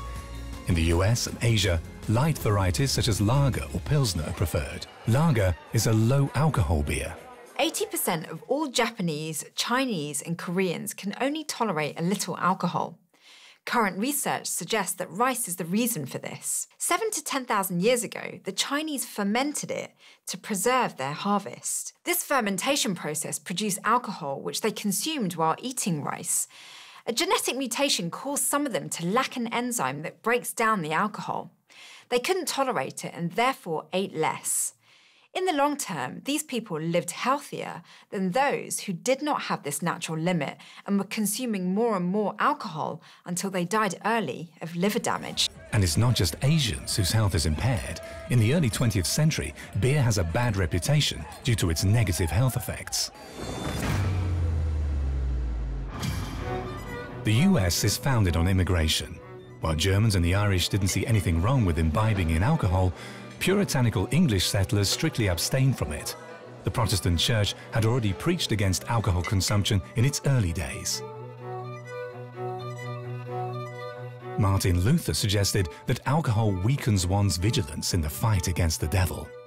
Towards the end of the 19th century, a movement to mobilize against alcohol, the drink of devils, takes shape in America. Bible-abiding citizens consider beer and all other alcoholic beverages to have a harmful effect, not just on the health of those who drink it, but above all on public and social morals. But drinking beer has in fact also the benefit of relieving tension.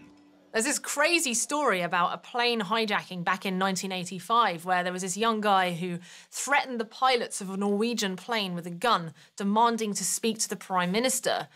But one of the police's strategies was to just keep giving him more and more beer so that I guess he would get more relaxed and eventually release the hostages.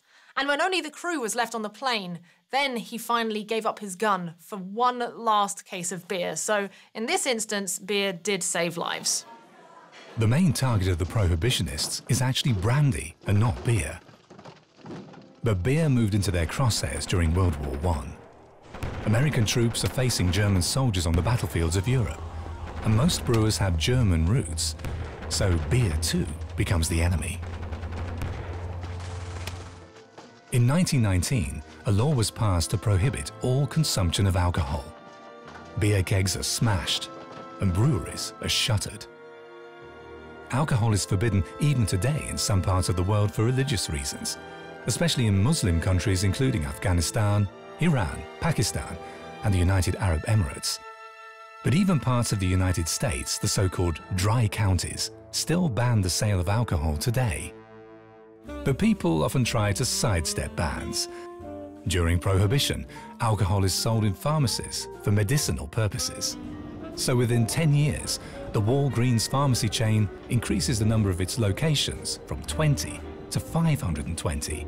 Travel on cruise ships become fashionable because drinking is still allowed outside American territorial waters. Cruises to nowhere are in demand. Little bottles of alcohol fit everywhere. A flourishing shadow economy develops. In the so-called speakeasies, beer and schnapps are served with lavish abandon. It's estimated that some 35,000 of these establishments operated throughout the US during the Prohibition era. The rise of Al Capone, a gangster from Chicago, is facilitated by the speakeasies. Indeed, organized crime profits most from the ban on alcohol. While only 7 out of 100,000 Americans die from liver damage, some 10 in 100,000 are murdered. The prohibition instantly obliterates the business of legal breweries. After August Anheuser-Busch takes over the Budweiser company, he tries to salvage the family enterprise by producing fizzy drinks, baby food, and ice cream. During the Prohibition, some breweries found a way to sort of stay alive by marketing malt extract or yeast. Now, these products, of course, could be used as a baking ingredient in the kitchen, but they were more often used to actually just homebrew beer. And in fact, breweries often included instructions of what not to do with the extract so that you don't accidentally produce beer. One of the heirs of the Anheuser-Busch family recently revealed that in the Prohibition era, one of the customers of their yeast business was Al Capone. He told the Anheuser, who was in charge at the time, that he needed more yeast for his illegal brewing. After a few years, the conviction that prohibition causes more crime than it prevents also gains ground in politics. In 1933, President Roosevelt repeals the Prohibition Amendment and marks this event by ordering a case of Budweiser.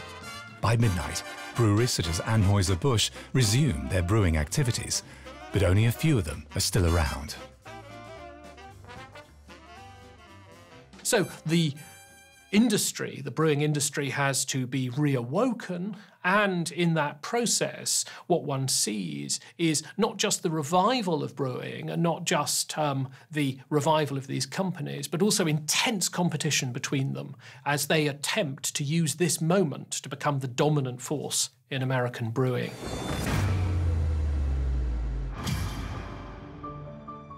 The demise of breweries in the US was dramatic and unprecedented the world over.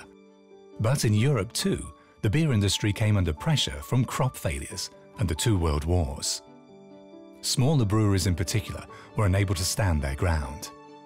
Today, huge corporations dominate the beer industry. The top 10 brewery groups currently supply 2/3 of the world's beer. This also intensifies the competition. Breweries explore new strategies to win and also keep customers. The Irish Guinness Brewery is the first to give its brand recognizability. With the Guinness Harp, they create one of the world's oldest brewery logos. The design is trademarked in 1862. To this day, it features on the labels of Guinness beer bottles. The Guinness Brewery is also one of the first to use paper labels for this purpose. Other breweries follow suit. Brands and logos shape our world to a large extent. So if you say Guinness, everyone thinks of the harp. If you say Heineken, it's a red star. Carlsberg, that curved green lettering. We're conditioned that way. And a big part of advertising is to make those associations, to have that brand awareness, right?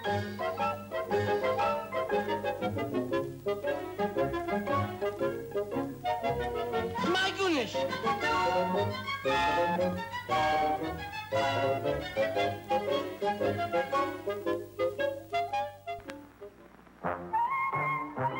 The advertising industry picks up speed after World War II.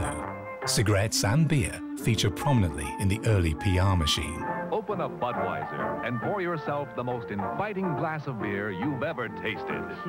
It's all about conveying a certain way of life and attitude. In the post-war period, especially the Western beer giants embrace freedom and happiness as values to aspire to. Beer companies are now also at the forefront of sponsoring.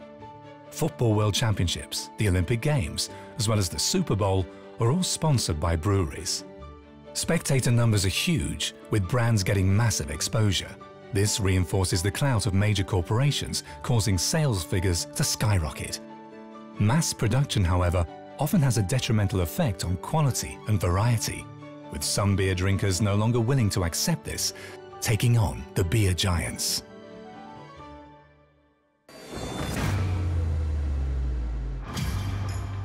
A craft beer movement has gathered momentum across the globe. We're all familiar with Pilsner. We know wheat beer and perhaps we've enjoyed a stout in an Irish pub. But that's about it. But there are, and have been, so many different styles of beer. The goal is to revive and to reinterpret some of these, to add other flavours with new hop varieties. That's the fun part, to introduce beer enthusiasts to completely different facets of beer. Although the sales figures of the new players are nowhere near their major competitors, they found a niche in the beer sector, and they're giving beer enthusiasts a whole new beer drinking experience. The craft beer scene has its roots in the US, and the person who made this possible is Jimmy Carter. The US president probably had no idea what he was about to unleash when he signed a bill in 1978 that legalized home brewing. Just imagine, the president signs a law and all over the country people go out to buy baker's yeast and small brewing kettles, put them in their cellar or garage and try to brew their own individual beer. Suddenly, you've got a whole new awareness for this drink. One of the best-known home brewers is a successor to Carter.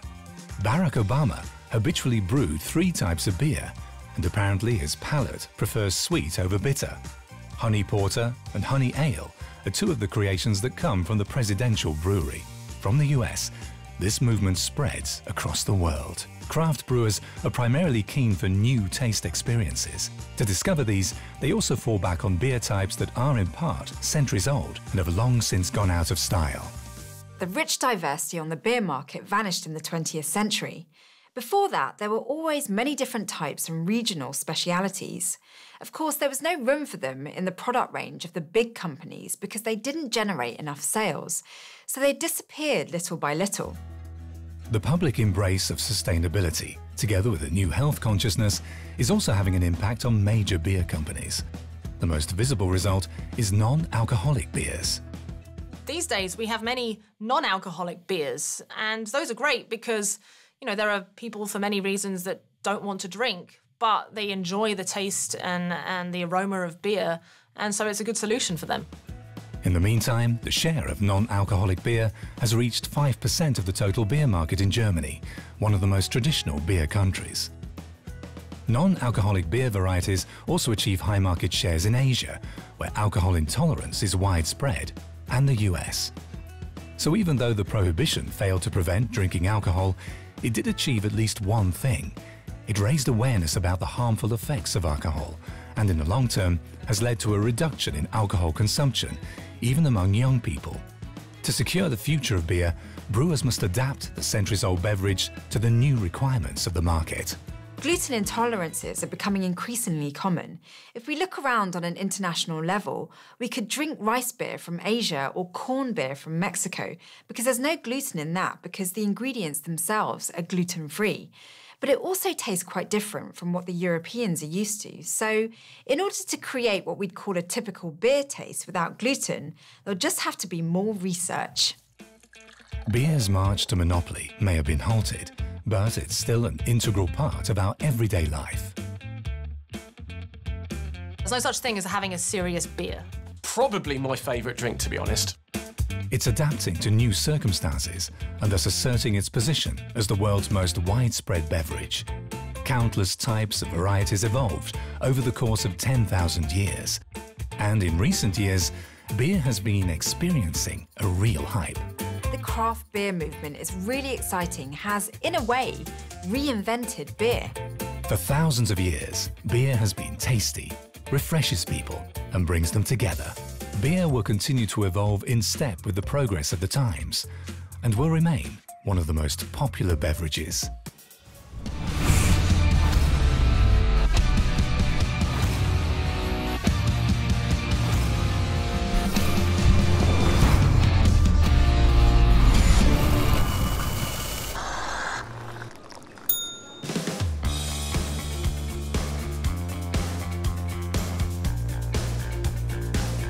Europeans alone consume over 2.5 million tons of coffee a year. That's the equivalent weight of 25,000 blue whales. Globally, the coffee industry is worth over $100 billion annually. Cafe cultures continue to boom. From Italy to the UK, from America to Australia. It seems we can't miss our daily caffeine fix.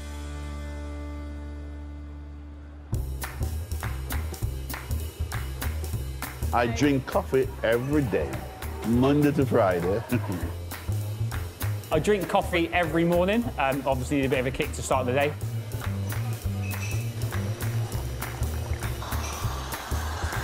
I love coffee. I do drink coffee. I drink maybe 3 to 4 cups a day.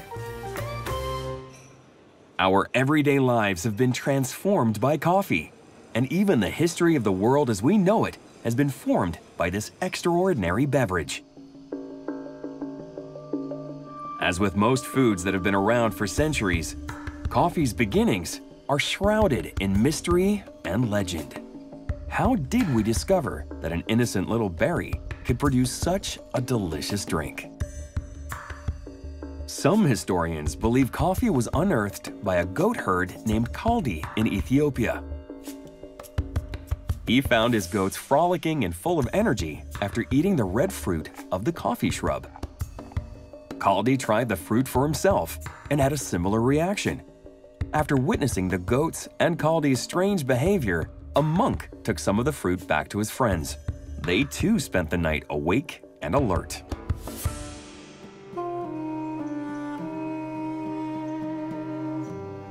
However, it's not until the middle of the 15th century that we have the earliest credible evidence of coffee drinking. It appears in the accounts of Ahmed al-Jafar in Yemen. The drink was brewed in a similar way to this reconstruction. Once made, it was consumed during mystical ceremonies and used to stay awake for religious rituals. By the 16th century, coffee had reached the rest of the Middle East, Persia, Turkey, and Northern Africa. It then spread to Italy. The thriving trade between Venice and North Africa, Egypt, and the Middle East brought many goods, including coffee, to the port of Venice. Some people reacted to this new beverage with suspicion and fear, calling it the bitter invention of Satan. The local clergy condemned coffee when it came to Venice in 1615. The controversy was so great that Pope Clement VIII was asked to intervene. He decided to taste the beverage for himself before making a decision, and found the drink so satisfying that he completely changed his mind and gave coffee the thumbs up. From Venice, it spread to the rest of Europe, where coffee houses were quickly becoming centers of social activity in all the major cities.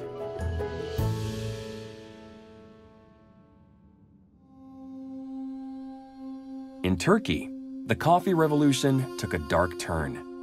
In 1663, the Ottoman Empire was rocked by a new crime. People would be decapitated if found to be engaging in this illicit activity. The Ottoman Sultan Murad IV cracked down on a practice he believed was provoking social decay in the capital: coffee consumption in public. The Sultan believed coffee shops would encourage dangerous thoughts and speech. But this didn't deter the people, and coffee culture survived in the background. Coffee was having an equal effect in another corner of the world, in England. It became so popular, it replaced the common breakfast beverages of the time, beer and wine. Those who drank coffee instead of alcohol began the day alert and energized, and not surprisingly, the quality of their work was greatly improved. The 17th century saw the arrival of penny universities. So called because for the price of an English penny, you could purchase a cup of coffee, gain entry to the coffee house, and engage in stimulating conversation.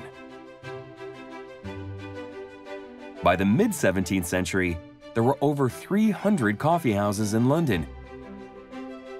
many of which attracted like-minded patrons, including merchants, brokers, and artists.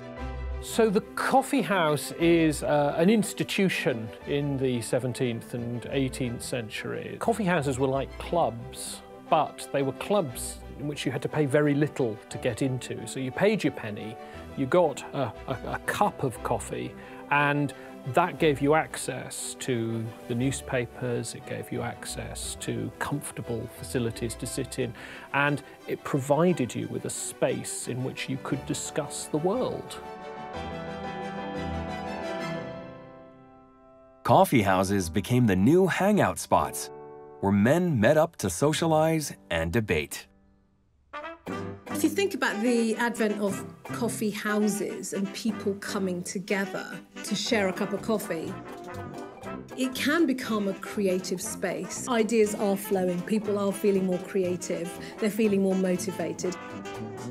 These groundbreaking get-togethers allowed both the rich and poor to learn from one another without prejudice, enabling everyone to speak freely.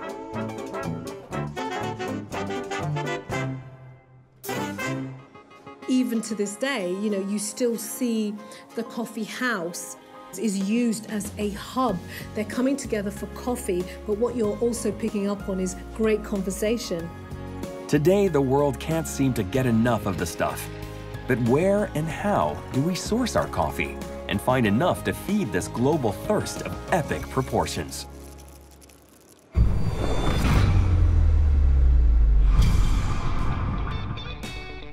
There are two primary types of bean, Arabica and Robusta.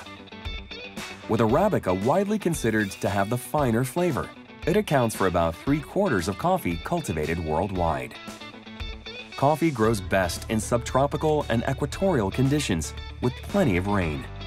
It's produced in around 80 countries in South and Central America, the Caribbean, Africa, and Asia. The process begins with planting. A coffee bean is actually a seed. If it isn't picked and processed, it grows into a woody bush. Once the seeds have germinated and grown into healthy shoots, they're planted out in neat rows. This often takes place during the wet season, so that the soil remains moist while the roots become firmly established. It will take 3 or 4 years before the plants are mature enough. Then they'll be ready for harvesting.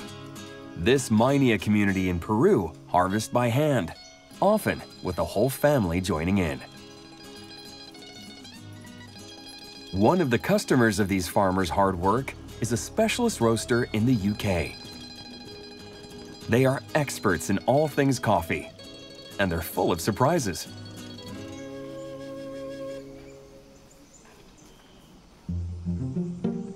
Believe it or not, coffee is actually a fruit.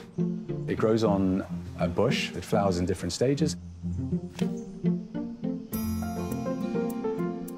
So you'll get red and yellow and green cherries. I mean, the reason why we call it a cherry is because it's very similar in size, but inside that cherry, you only get 2 coffee beans. To satisfy the enormous and growing global market, we need a lot of coffee plants, and more importantly, the cherries they produce, to give us the vast quantities of beans we consume. These go on to be processed in various stages. There are 3 main ways. Washed, which is a process whereby they mill the cherry flesh from the beans. The beans are then washed within fresh water, and that gives you a very clean taste. You then have the naturally processed coffees, which are the cherries left on the beans, and it's popped into the sun, and that cherry ferments down and hardens. But it imparts a lot of flavor, so you get a very fruity cup. And then you have the final process, which is the pulp natural process. So they mill the cherries, and so the beans pop out, but then they don't wash the sugars off the beans.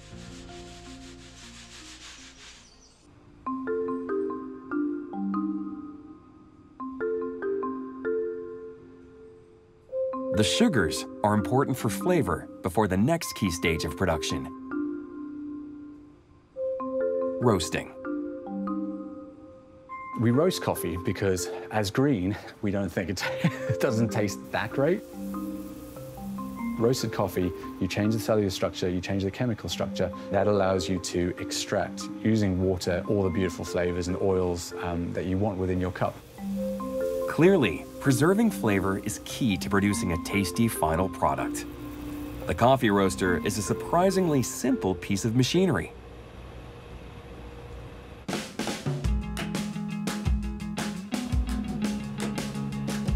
The easiest way to describe it is it's sort of like a washing machine over a barbecue. Inside, you have a drum.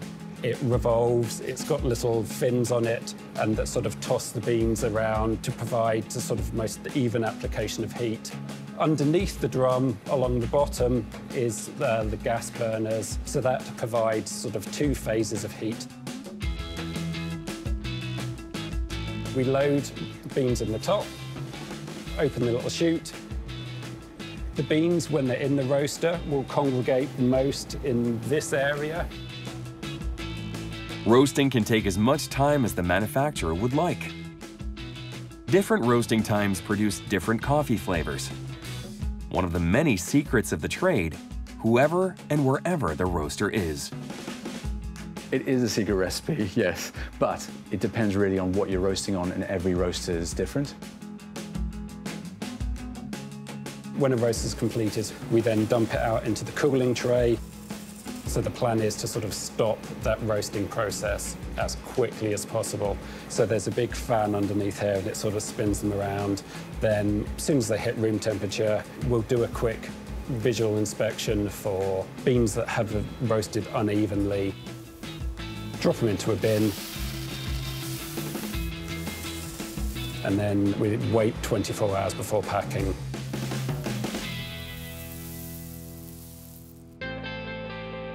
For coffee consumers, drinking a brew has become a daily ritual. We have coffee shops everywhere, so that's certainly something that we socially understand. Coffee equals a social space where I get a great cup of Java. Coffee shops remain as much a meeting place today as they were in the 17th century. What is it about coffee that encourages us to chat and exchange views?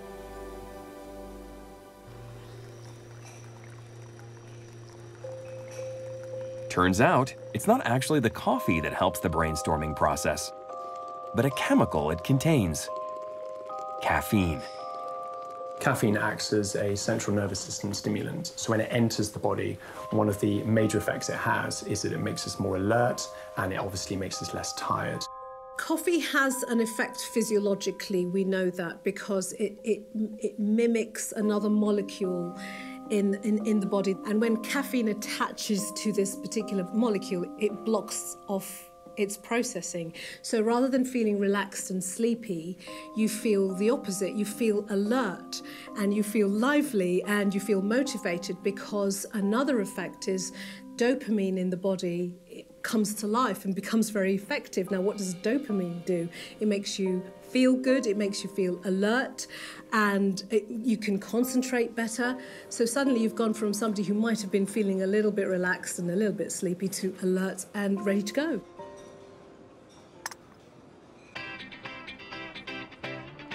We find that drinking coffee helps us kickstart our day, or gives us a boost at any other time.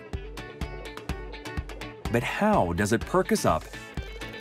And what exactly is it doing to our bodies? I would like to think that I drink coffee in a truly enlightened way, engaged in high thought and deep discussion. I actually think I drink it because otherwise I'd fall asleep. Caffeine is a naturally occurring stimulant found in certain foods and drinks, particularly in coffee. And the way it works is it gets into our bloodstream and it binds to the adenosine receptors in our brains.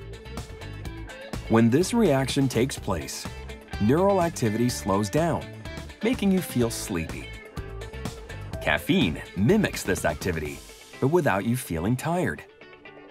Now, adenosine receptors are usually to receive adenosine, which is a chemical that tells you when it's time to go to sleep. It like calms your brain down and makes you sleepy. And so caffeine mimics that and gets in the way and stops the adenosine from binding like it normally would. So it gives you this sort of stimulated feeling. And then it also, because we're now sort of being more stimulated, it gets our adrenaline going. And so it gives us this sort of buzz.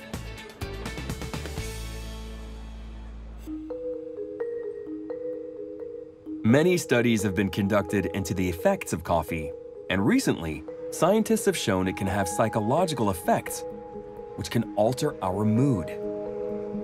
I think, yeah, coffee can change our mood because the caffeine can make you feel more alert, more concentrated, more motivated. And if you're in that frame of mind, you feel you can do. So if you're somebody who's just feeling a little bit low and I need a coffee pick-me-up, a lot of people ascribe coffee to helping them get up and go. It can be a motivator.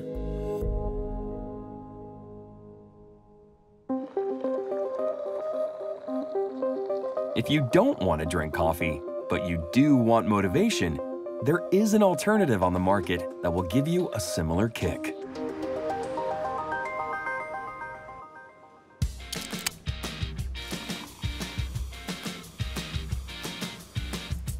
Energy drinks are becoming the go-to thirst quencher, with the global energy drink market anticipated to reach $86 billion by 2026. Although they might seem like a new fad, these drinks have been widely available since the 1980s. The concept began life as a Thai energy drink called Krating Daeng. It was used by factory workers and truckers to get through long shifts. Austrian entrepreneur Dietrich Mateschitz discovered that Krating Daeng cured him of his jet lag on a business trip to Thailand. He liked it so much, he eventually tracked down its creator, Chalio Uvidya, and the two went into business together. Mateschitz rebranded it and brought it to European markets in 1987. A completely new product category was born: the energy drink. These contain more sugar than the standard cup of coffee, appealing to the younger market who perhaps don't enjoy the taste of ordinary coffee. But whichever way you choose to consume your caffeine, it will have the same effect. Either will give you a boost throughout the day.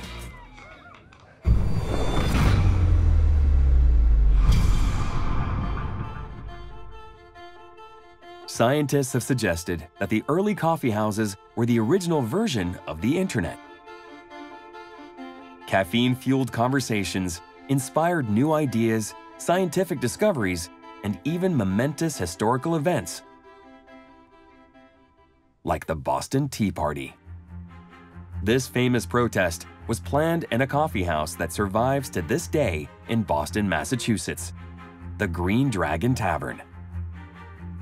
On December 16, 1773, the Boston Tea Party took place, involving 3 British ships. Every year, this important moment in history is celebrated, with people dressing up and reenacting what happened. The story began when ships containing tea were imported into Britain by the East India Company. Unfortunately, the company was facing bankruptcy, and had asked the British government for permission to export tea directly to America in order to get rid of their surplus stock. This was approved, and in 1773, the Tea Act was passed. But the British government had underestimated the strength of the American resistance to being taxed by them. For we will not pay that tax. Angry American colonists disguised as Mohawk Indians dumped 342 chests of tea into Boston Harbor, through frustration at the British for imposing taxation without representation. This event was the first major act of North American defiance to British rule. 60 people took part in the protest that became known, ironically, as the Boston Tea Party, dumping tea worth $1 million in today's money. It was a significant event in the lead-up to the American Revolution. After the Tea Party, drinking tea became unpatriotic to the Americans.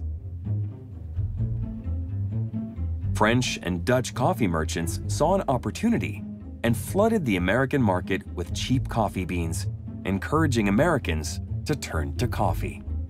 Many historians believe this was the start of the USA's obsession with the drink.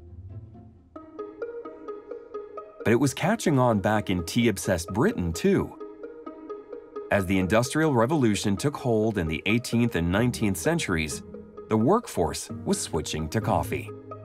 What it does is give you an alternative to beer, so you can drink water safely. Before water's purified, you need to boil it, or you need to process it in some way. And brewing, whether coffee or beer, is one way of doing that. The other thing, of course, is that coffee acts as a stimulant, and so the provision of caffeine, whether in coffee or in tea, in the 19th century is something that enables people to work longer and harder than they might have done otherwise. With the growing number of factories, more people started working on a set schedule. They would wake up, have breakfast, and then head to their factory jobs. These workers began to live almost exclusively on coffee and bread, because coffee was stimulating and warm, providing an illusion of nutrition they could afford.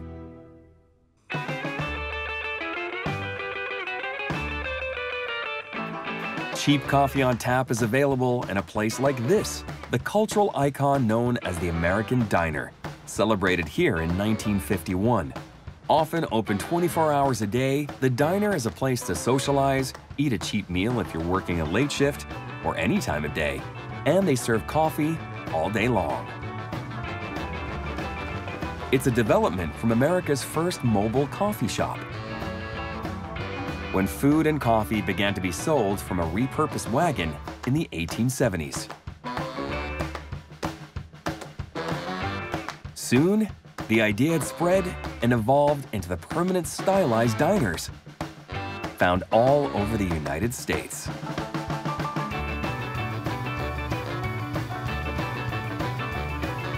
But the diner isn't the only icon of American culture associated with coffee. The New York Stock Exchange and the Bank of New York both began life in the coffee houses of the world-famous financial district, Wall Street.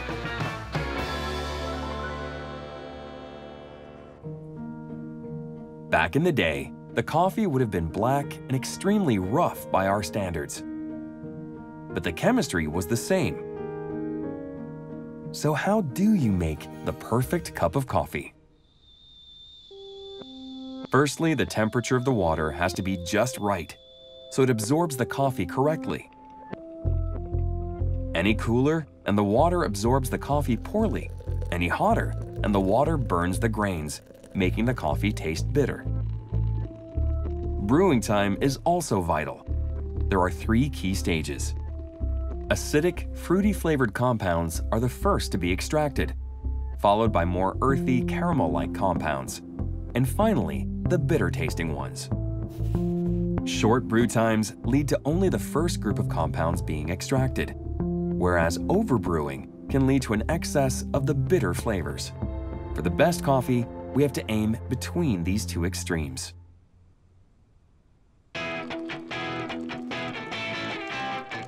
Today, the coffee industry is valued at $20 billion. And, on average, 500 billion cups are consumed on Earth every year. We just can't get enough of the stuff. I discovered I loved coffee when I went to Italy, and I had a particular brand of coffee, and I had to come home and find out what it was and where I could get it. Of course, you could get it in the local supermarket, and I had it every single morning for like 5 straight years. I never used to be much of a coffee drinker until the last couple of years. My other half drinks it a lot, so I started sampling it, and I have to say it does make you feel alert, and I'm able to get into my work more quickly and more creatively as well. But while some people are just catching on to coffee, this continuing growth is creating issues.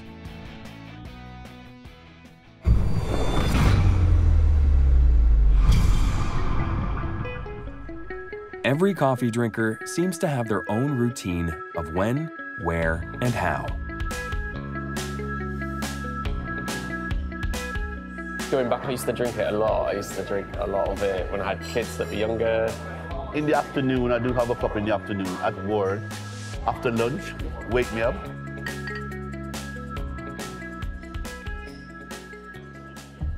But all this coffee consumption is leading to a big environmental problem.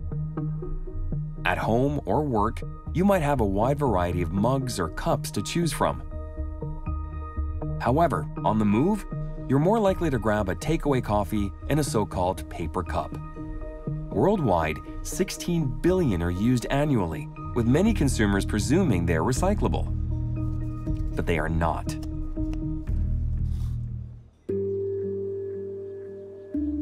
Due to the complicated way in which the cups are produced, fewer than 1% are recycled. Though they are made largely of paper, disposable coffee cups are lined with plastic polyethylene, which is tightly bonded to the paper, making the cups waterproof and able to contain liquid. The difficulty of recycling coffee cups is increased by the fact that they are contaminated with drink. It means cups can't be recycled at conventional recycling plants and must instead be taken to special facilities. Unrecycled plastic takes hundreds of years to break down, meaning lots of it ends up polluting the natural environment. Gradual breakdown of plastics results in tiny microplastics that can be ingested by animals and us, causing harm. Understanding the true nature of so-called disposable coffee cups and awareness of protecting the environment are growing. Slowly, people are remembering to take reusable mugs to coffee shops. So next time you grab a coffee, consider taking your own reusable cup. But not everyone has time to grab a coffee on the go or make a fresh cafetiere in the mornings. One of the solutions brings its own environmental issues.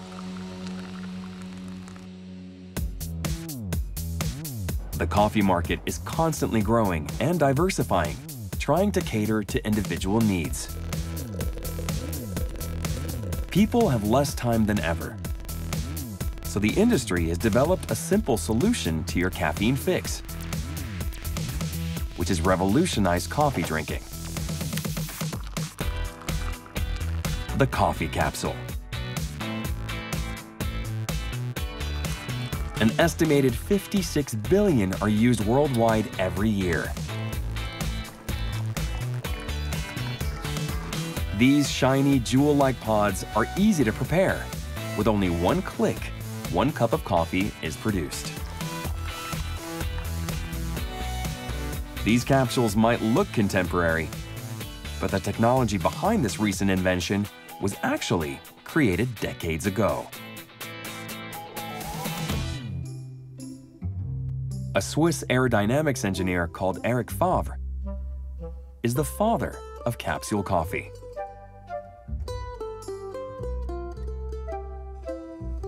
In 1975, he was a Nestlé employee when he decided to seek out the best coffee in the world.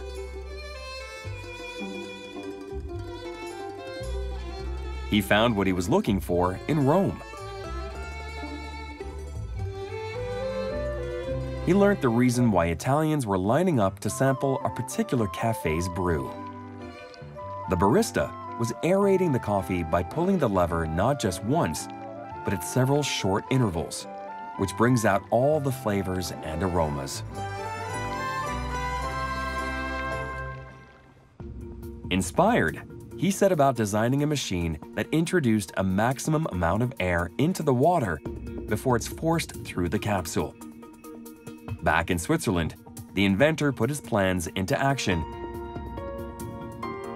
and developed a prototype espresso machine, a groundbreaking contraption.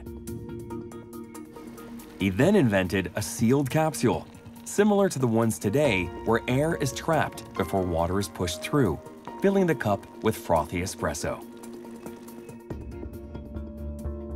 But these pretty pods have a major flaw: their lack of recyclability. Every minute of the day, up to 29,000 capsules are dumped in landfill sites worldwide. The bulk of capsules on the market are plastic with a silicone lining, so the capsules need a bespoke recycling process. Companies claim their products are recyclable. It's true, but the problem lies with the process itself. Recycling is complicated. The capsules can't just be put in the normal trash. They have to be sent directly back to the company that made them. Because of this, many coffee drinkers don't bother following the procedure or simply haven't got the time. Research is being done into compostable materials so the capsules can go to landfill and decompose over time. It's not all bad news. The coffee machines used to process the pods are more environmentally friendly than you might think. They only flash heat the small amount of water needed for 1 cup. Unlike the kettle, which uses much more energy and water. Whilst we've managed to crack convenience coffee, research into the physical effects of coffee on our bodies has brought conflicting results. The health benefits associated with coffee have been heavily scrutinized. There is some evidence to suggest that it's good for us, but there's also a lot of evidence to suggest that it may be harmful to us. Some of the health benefits associated with coffee are that it can act as a protectant to our liver to prevent us from developing liver cirrhosis, as well as also some types of liver cancer.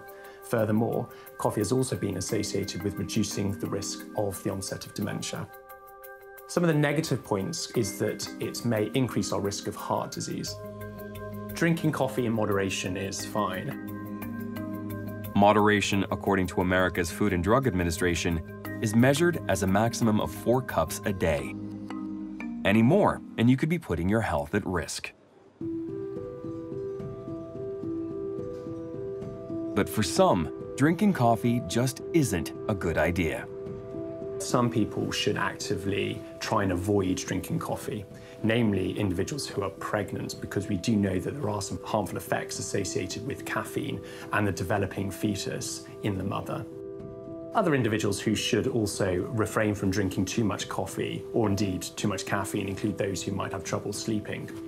There is also some evidence to suggest that perhaps coffee might be problematic for those individuals which have chronic heart disease or individuals who have high blood pressure as well.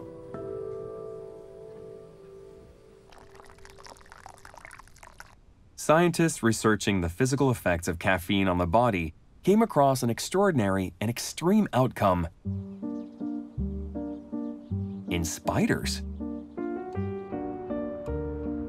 In 1995, scientists at NASA used house spiders to explore the effects of different drugs, one of which was caffeine. The spiders spun bizarre webs, and scientists found that the more toxic the chemical, the more deformed the web looked compared to a normal web. The webs of spiders given caffeine were characterized by disorganized cells and a lack of the normal hub and spoke pattern, proving caffeine really does have an effect.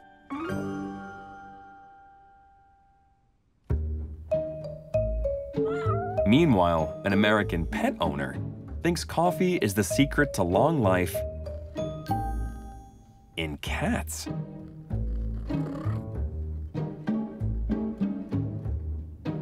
Jake Perry has owned many felines over his lifetime, all living to at least 30 years old. One kitty in particular, called Cream Puff, topped the record for the oldest cat in the world, living to be 38. Jake shared his secret for feline longevity: a breakfast of eggs, bacon, and coffee with cream. Cream Puff's love of dairy in his coffee is widely shared. From Latin America's café con leche to South India's filter coffee, many recipes call for adding dairy. Nowadays, this drink comes in all shapes and sizes, from latte to cappuccino, mocha to Americano, and flat white to espresso. there is a whole coffee dictionary that society has learnt. Coffee has come a long way from traditional black. Dairy and coffee are a recent partnership. They met in Europe when the first coffee house in Austria opened in Vienna in 1683, after the Battle of Vienna. A Polish military officer by the name of Jerzy Franciszek Kulczyk obtained some coffee beans after defeating the Turks. He then opened his own coffee house, with a difference. Here the coffee was served white. They added milk and sugar.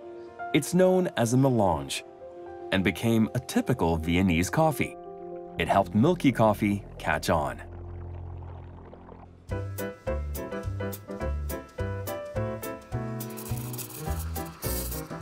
Now, baristas take great delight in using the creamy tops to express their creativity. It's all in the pouring, apparently.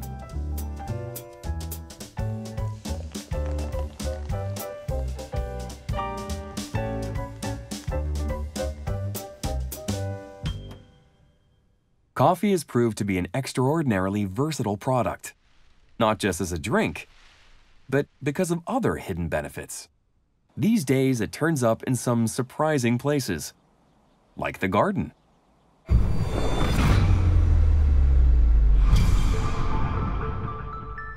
Coffee's actually really good to be used as a fertilizer, actually. So, you know, plants need a lot of key minerals and stuff to thrive, and actually coffee can provide a few of those, you know, nitrogen, potassium, chromium, for instance, and plenty more.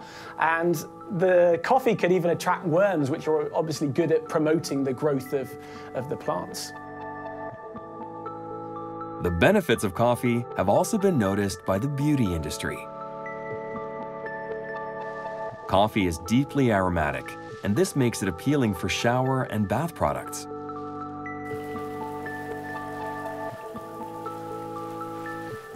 Face and body masks are now infused with caffeine to invigorate the skin. It is being used as a natural hair dye, which is softer to the hair, and even caffeine shampoo is on the rise. It's been found to boost circulation to the roots and promote healthy hair growth. How is this coffee obsession affecting us as a society?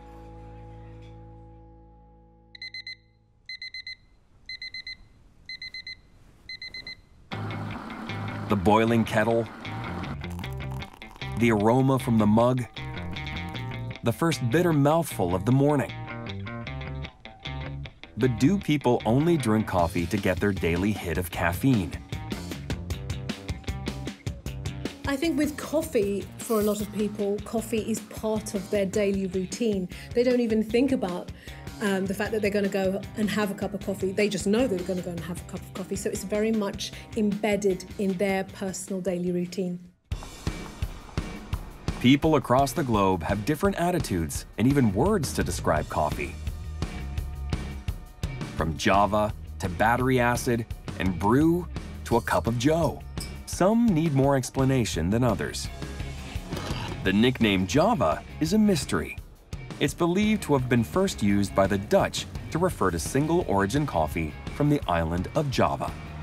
As the coffee trade grew, the name Java was adopted by more and more people throughout the world. Cup of Joe is also shrouded in mystery, with many different theories about its origins. One possibility is coffee was once considered a common man drink, so it was given the name Joe, a common man name. Whatever you call it, there's also an international scale of popularity, and Finland comes out on top.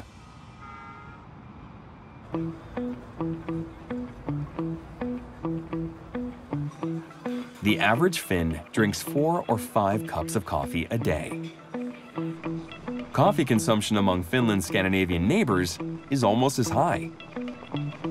But you can have too much of a good thing. Some people can develop an addiction to coffee in that they feel they can't go through the day without having a lot of caffeine in their system. The thing is, the side effects of coffee are, feeling jittery and feeling irritable and feeling, nervy a lot of the time. So, you've had too much caffeine when you get into that state. So for some people, they can develop a dependence on caffeine to get them through the day. But unlike other drugs associated with addictions, caffeine has a relatively low impact. The unpleasant effects can make you cut down on your intake, but it doesn't interfere with your job or your family life in the same way as a more serious drug would. Some people argue that it should be treated in the same way, but a lot of other people argue that it's nowhere near as bad, and it's more of a dependence on the caffeine, but it's on a lower level.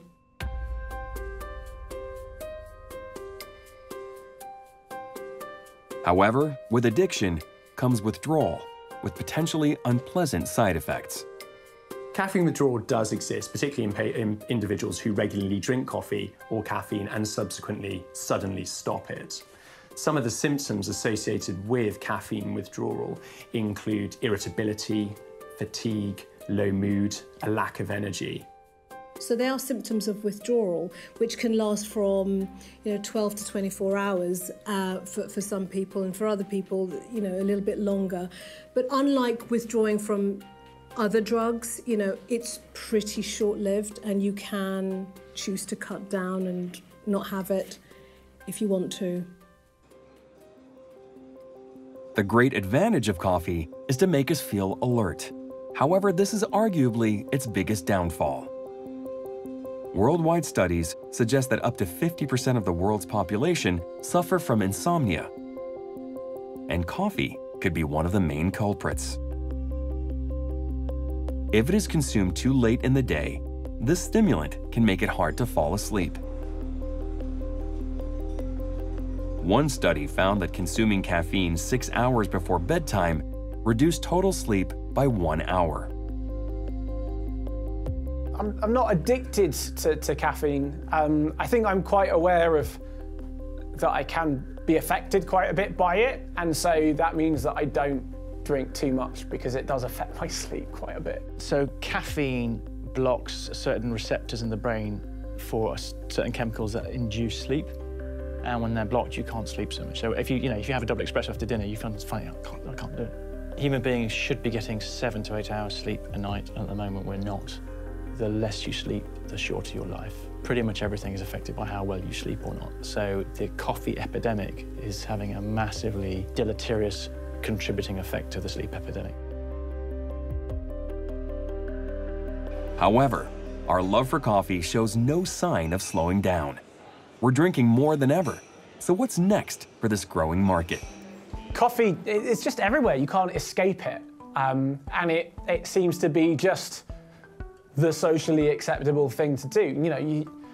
Rather than let's go and have a meeting, it's like, shall we grab a coffee? And you just see so many people around with the, trademarked coffee cup style things handing around. It's just everywhere. It's sort of just pervaded culture. The explosion of coffee is not really about the coffee. I think it's about a way for human beings to convene with each other.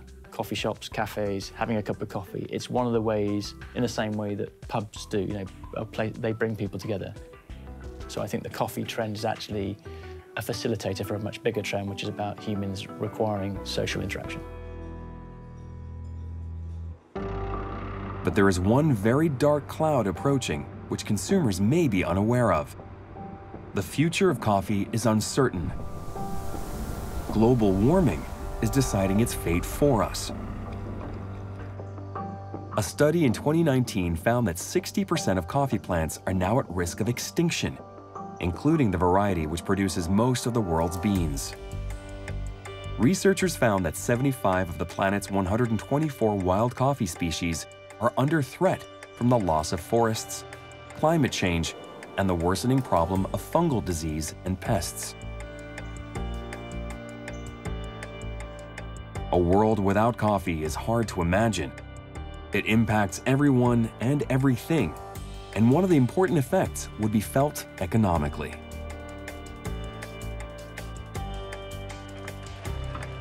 Coffee has become a vital cash crop for many developing countries. It's the backbone of the Ethiopian economy, providing more than 30% of the country's export earnings. If the plant that once helped cultivate imperial trade routes becomes extinct, it could once again change the shape of the world economy, but not for the better. But all is not lost.